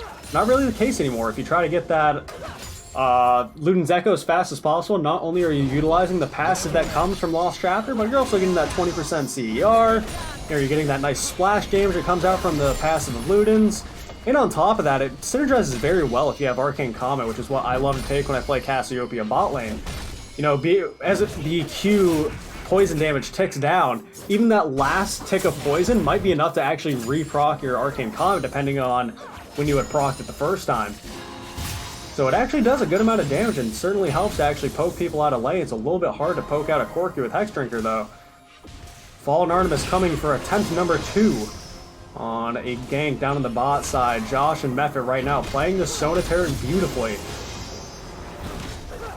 But Indigo doing a very good job. Not both Indigo, I'd say Indigo, Brandon, and Tooler are all doing an amazing job with CS. Take a look, you know, 9 CS a minute is definitely the numbers that you want to see. So very, very awesome and very well done by those carries of each respective team.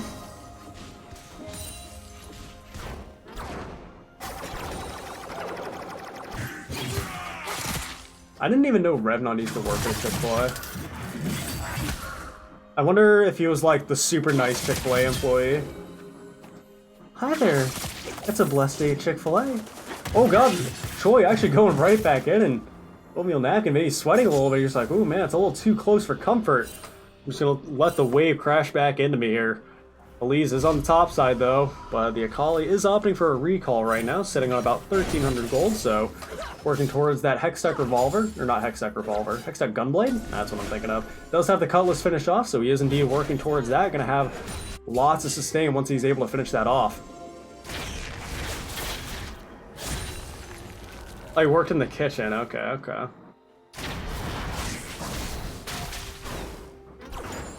See, you didn't tell people it's a blessed day at Chick-fil-A. It's a blessed day down in the bot lane, with Indigo actually popping that on the Haunt, and actually takes down Method, who is without his Soda. Maybe not expecting the Essence Reaver Sivir to do as much damage this early, but very well done. Meanwhile, on the bot side, Petrifying Gauge does land on the Rex side. Very good flash away. The barrier comes out and doesn't really do anything, but that's quite alright. Li Xiaoyan falls to Fallen Artemis almost instantaneously. And Tooler, I'd say, you know, played that pretty well besides that barrier pop, but otherwise, I think that was pretty well played by him, but still ends up going into the favor of FreeTyler1, and the only hope right now for lane 0 Blizzard is this bot lane. But having to deal with the ever so scaling Sona Taric, is it going to matter how far ahead this Sivir is? It definitely does with the amount of turret platings they've accumulated, because that's going to be First Blood Tower going over to lane 0, except if you got hit by the Crescendo, but they're still going to be able to get it.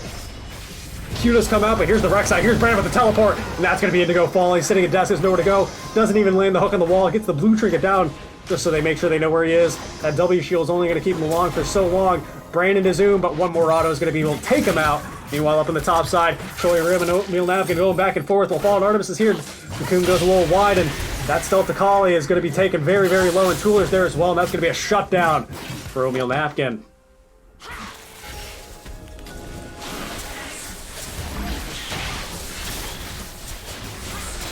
So taking a look at the items in the game right now, as lane 0 Blizzard are able to pick up this Rift Herald, which I believe they've picked up every Rift Herald of the game, or of the series, if I'm correct. I could very well be wrong on that. My memory does not serve me as well as it used to. But right now, since lane 0 had taken the First Blood Tower up on that bot side, they're trying to return the favor. They do manage to get 3 turret platings, and the Brandon managing the package in, trying to pick off Tooler, but he doesn't get anything. And poor Method being abandoned. He's like, Josh, please help. But nope, being taken down. It's going to be a second kill going over to Indigo. BF Sword has also been invested into by Indigo, going for that Infinity Edge second right after that Essence Reaver. Utilizing that lethal tempo to the best of his ability. The Cocoon does land on the Akali. Very well done by Fallen Artist, but are they going to be able to pick up this Akali in the stealth? Is able to get away, but Li Xiaoyan, oh my god, the amount of pressure this guy has been able to apply on this Rek'Sai, taking down Tooler under his tower there in the mid lane. The Fallen Artemis and Oatmeal Napkin trying to punish this Akali to the best way they possibly can. This tower is getting very low, but Rek'Sai's coming around for the loop. This Akali is able to sustain, but that's going to be the second dragon, the second Ocean Dragon as well. Going over to lane 0 Blizzard, very nice Q. Landing there by Oatmeal Napkin, nice dodge by Akali. This Li Xiaoyan is very low, but the ult does come out. It's going to be dodged by the Elise Repel. The heal does come out from the Sona. The shield as well is going to be enough to keep him alive. And that's Brandon showing up as well, just for some brownie points. The FreeTyler1 are in the lead 8-3 right now.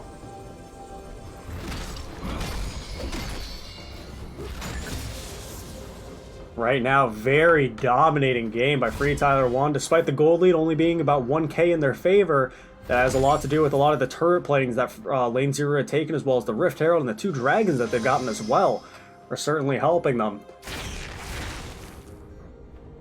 Seraph's Embrace has been or Archangel's Staff, I should say, has been finished on Cassiopeia. Working on stacking that ever so slowly, and so is Sona. So Josh able to pick that up, and 2 champions that are just looking to stack their tier items have now completed them. So we can see in about 5 minutes the amount of impact, the difference that will come out there, especially when Sona's able to get that shield. It's going to be so very hard to take out the bot lane of FreeTyler1 right now. The only person they've really been able to bully around is Method.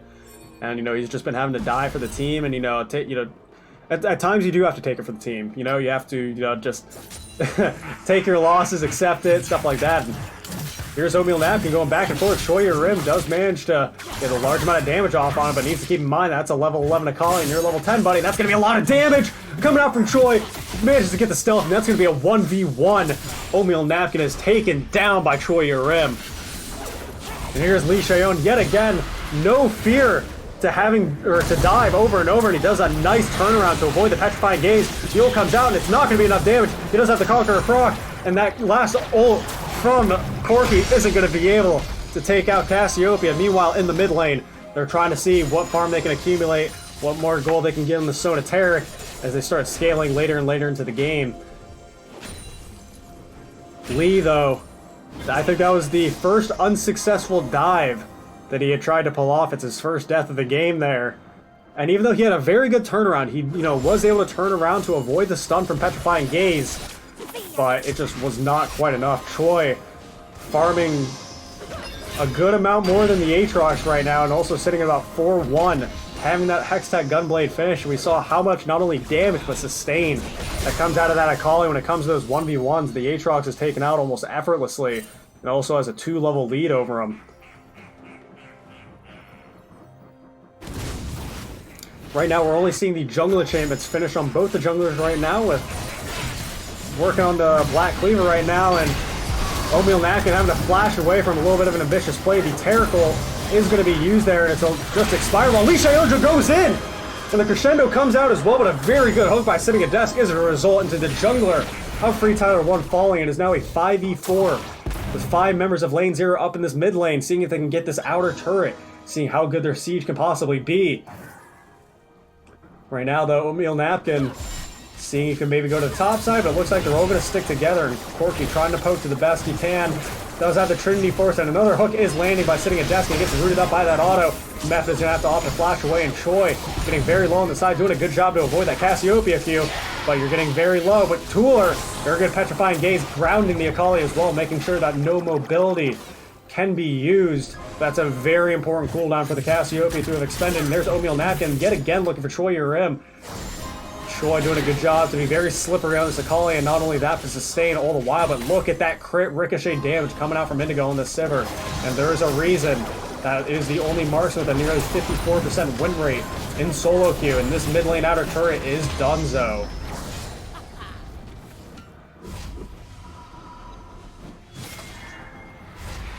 The only thing, or not the only thing, but certainly one of the biggest factors that's a little worrying for the side of Lane 0 Blizzard right now is just the level of Oatmeal Napkin right now. We do see that Choi has been level 12 for quite some time, and Brandon also has the package available. We'll see if he does opt to take it right now, and there he goes.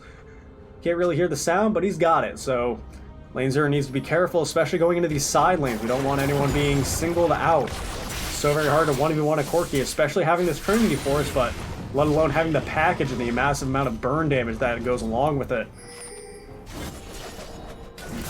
Right now, though, we're seeing a little bit of a vision gain. Do have the Vision Ward going down from Lee Shayon into the jungle entrance of Lane 0 Blizzard as this next dragon is about to respawn here. And we do see it is going to be a third Ocean Dragon if Lane 0 are able to pick it up, or a first Ocean Dragon for FreeTyler1 if they are able to do so. Yet again, top laners going back and forth, and Choi backing out of it despite having that, again, massive XP advantage. Baron is also up in about 15 seconds, so if there is a team fight that goes on over this Ocean Dragon, it could mean Baron, depending on how many are used to be able to secure this dragon. Package is still available as well if they want to make a fight happen. It's going to be expiring soon, so we've got to do something. We see a lot of pings going down. Is something going to happen? Lane 0 clearing out the vision. Here's Method trying to lead the line. Very good Cassiopeia. They'll be able to block off that little corridor, but it's it has been used, and on the hunt has been used as well. Sitting at desk is getting stunned up, and that's going to be a killing spree for FTYO. The crescendo is going to be able to get both Oatmeal Napkin and Indigo, and Tool all the way on the backside. Petrifying Gates don't land on anybody with a W to ground and slow the remaining members of FreeTyler1. Mean they're not going to be able to pick off Tooler. They're not going to be able to pick off Fallen Artist, who lands a cocoon onto Brandon. And right now they're going to be looking for the mid lane outer turret of their own, possibly even Baron.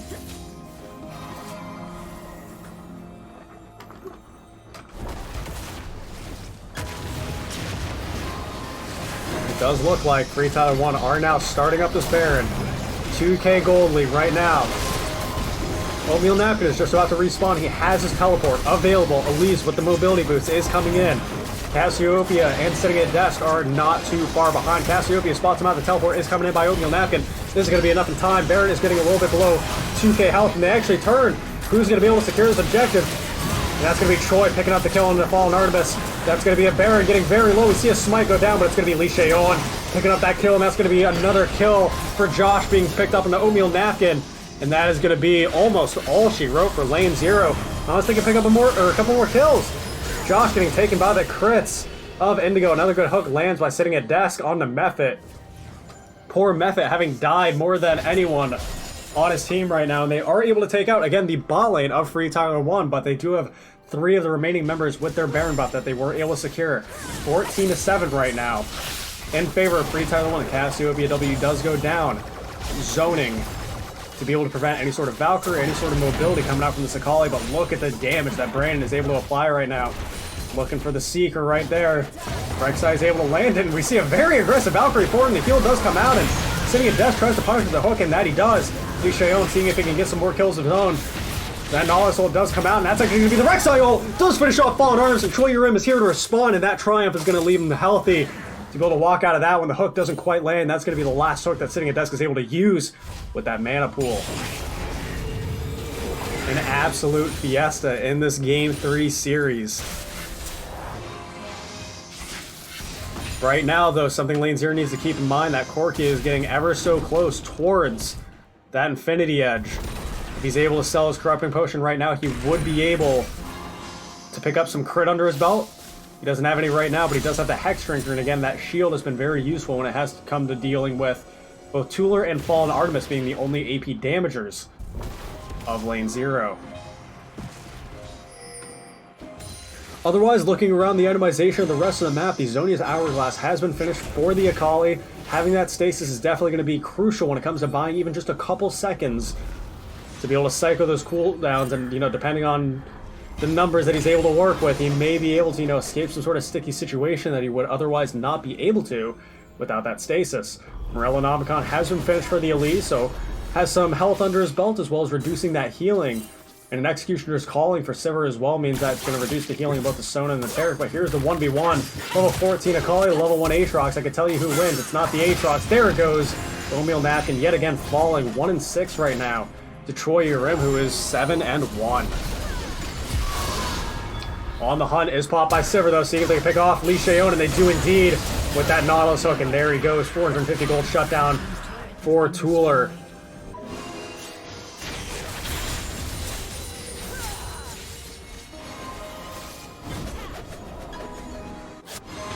One member down on each side, and it's kind of a little bit of a stalemate. You know, they're kind of just farming it out, and right now Corki's up on that top side, has 1,500 gold, so he's able to finish off that Infinity Edge, and that's going to be a big, big power spike, assuming he's lucky, and he's able to get those critical strikes.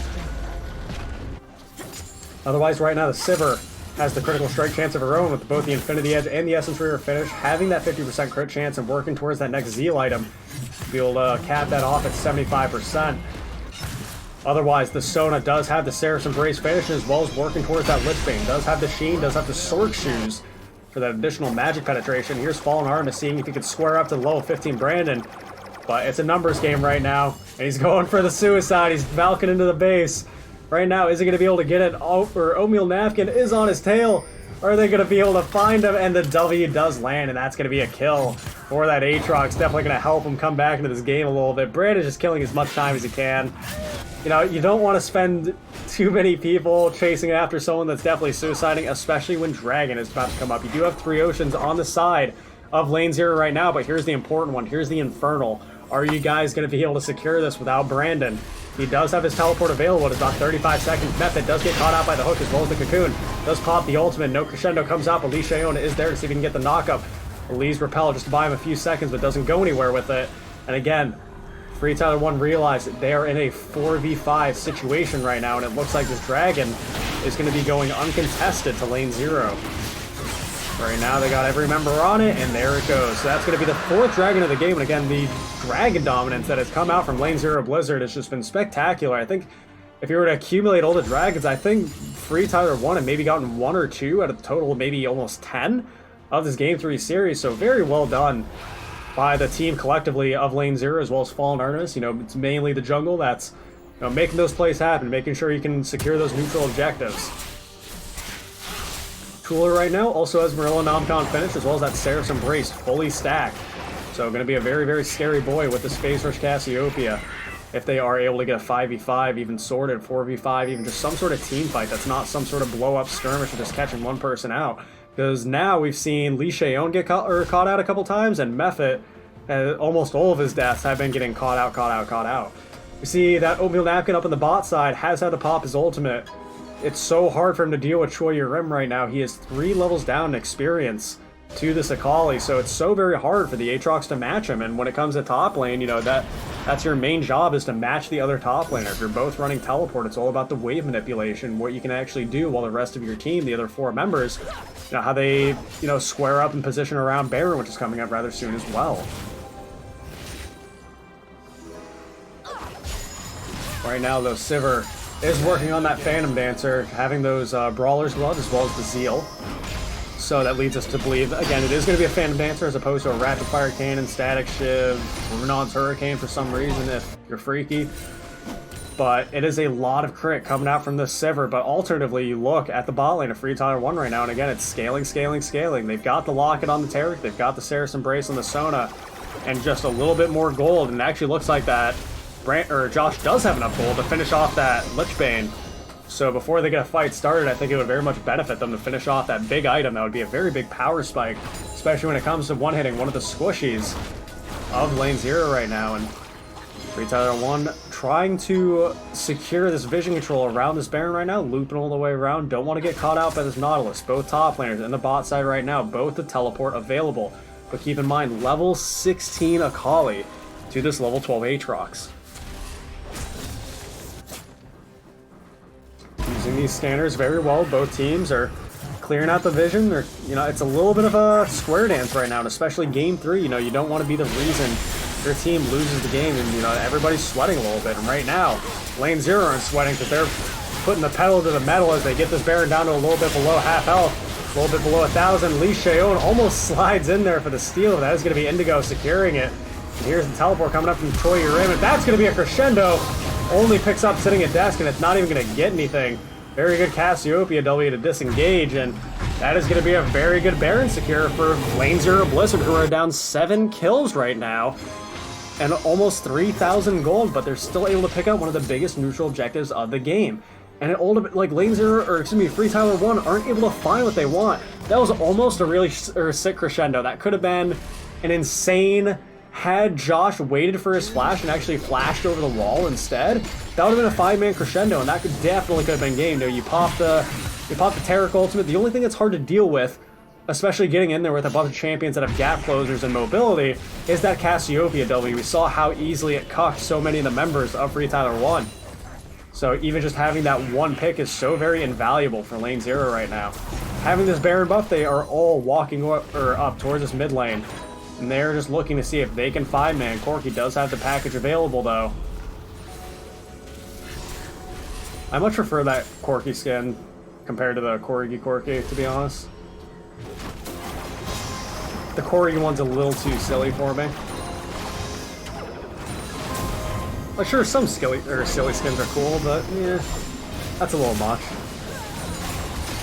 Brandon's so very aggressive trying to get those autos off on an Indigo, makes him even pop his spell shield, and that's going to be the package used, which is probably almost expired by Brandon there. So right now it's the anti-siege. You see Oatmeal Napkin down on the bot side trying to push that bot wave.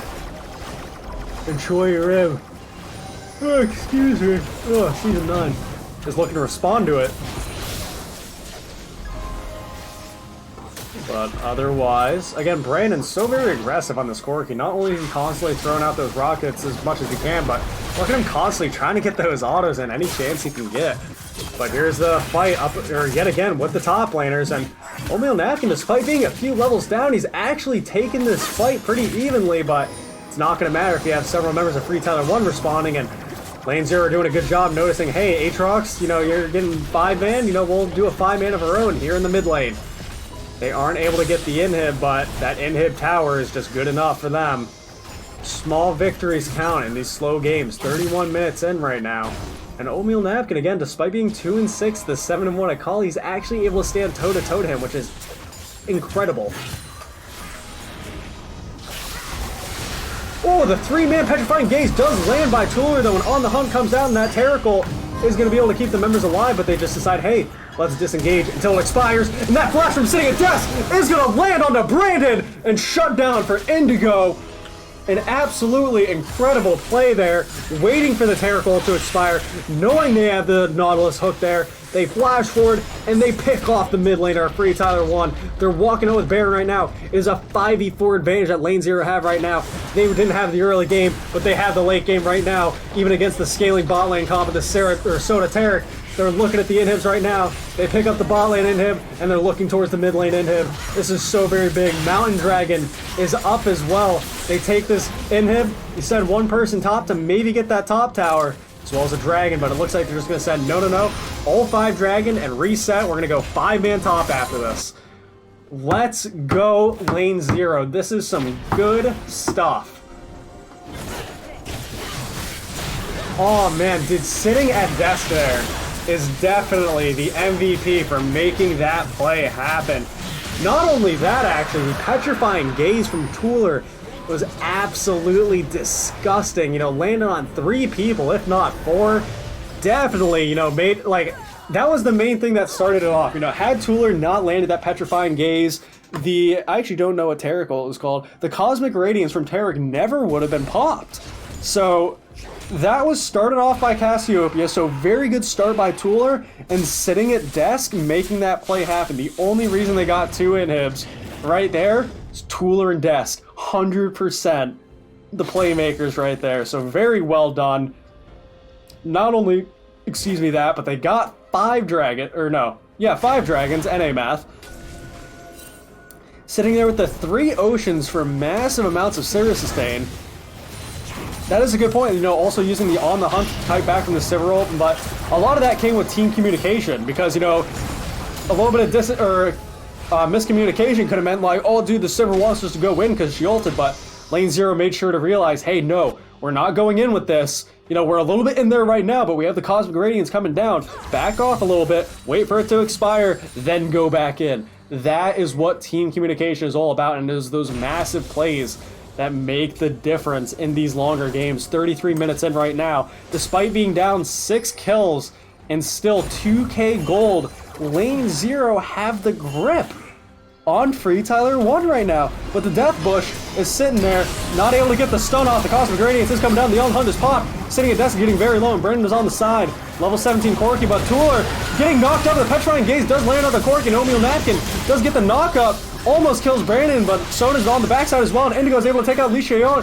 Troy Urim is so very low, but he's able to take out Cassiopeia, and all the way on the backside, he is able to get that revive, does get that reset, gets the double kill for Indigo. Very awesome W reset by Indigo, gets the Q, doesn't quite land, but the ricochet coming off the minions might be able to pick up something. It wouldn't be the first time I've seen it, but unbelievable.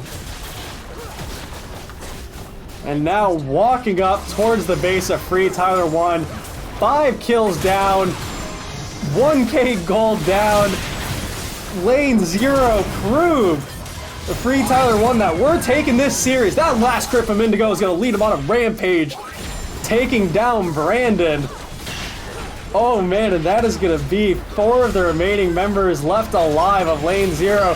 Taric's stun isn't quite going to land anything, but the Cocoon does land on the Mephit. They're trying to make something happen. They got the On the Hunt yet again. Sivir is just raining hell onto the team of FreeTyler1. And that is going to be the game 17-18, finishing off the series 2-1. Lane 0, despite the game looking a little shaky, they finish off the series victorious. Absolutely unreal. You know, it defied my expectations because they really were behind for a portion of that game, and I was kind of worried. I'm like, oh no, you know, what's going to be able to happen? I wish I could look at the gold graph, but, you know, I don't get the option because I'm just a spectator. Oh, look, I get O'Meal Napkin's runes if you wanted to know. He did 400 damage to this Conqueror, but otherwise, taking a look at the damage right now, it's going to be Indigo coming in with the damage MVP, followed up by Brandon on this Corki yet again. Even a lot of damage coming out from Choi Rim up in the Akali on the top lane. And despite Lee Cheon doing a large amount and having a large amount of presence on this Rek'Sai jungle, didn't really do a lot of damage, and neither did Fallen Artemis on the Elise, but it did not matter. It just mattered, you know, what they were able to apply for the rest of their team. Really underwhelming Cassiopeia damage coming out as well. That's definitely not the number you want to see on something like Cassiopeia, especially in a 35-minute game. But nonetheless, Lane 0 Blizzard picking up that win in that series. Very well done. And man, I still can't get, like, there are a lot of hypey plays this game that were just spectacular. So, very well played by all 10 players of both individual team. And that concludes this series. That, again, it's a 2-1 victory for Lane 0 Blizzard. And it's about to be midnight my time. And so I'm gonna sign off for now. Rather, you know, not really gonna dilly-dally here too long. But again, very well done by Lane 0 Blizzard. Couldn't be more proud of them. And again, my name is Lystudia, and I appreciate if you did watch me cast. And if you did enjoy those games, make sure that you do have the Sugar-Free League channel followed, so you can follow up on any of the rest of the games for the upcoming series of this week. I'll take a look at the schedule here to tell you what you guys got coming up. But it does look like that tomorrow the stream is going to be Recon 5 Crimson versus the other team of Lane 0 Inferno. And that's going to be at 9 o'clock Eastern Standard Time. That's not going to be casted by me, it's going to be casted by I Am Not Coas. And then on Sunday, it's going to be US Army Esports versus Waste of Potential, also at 9 p.m. EST. So if you love watching Platinum Diamond casual competitive League of Legends gameplay, Sugar-Free League has what you need. Make sure you follow, make sure you're in the Discord. And for those of you watching, thank you so much for doing so. And that's it from me. Have a good night, and best of luck on the Rift.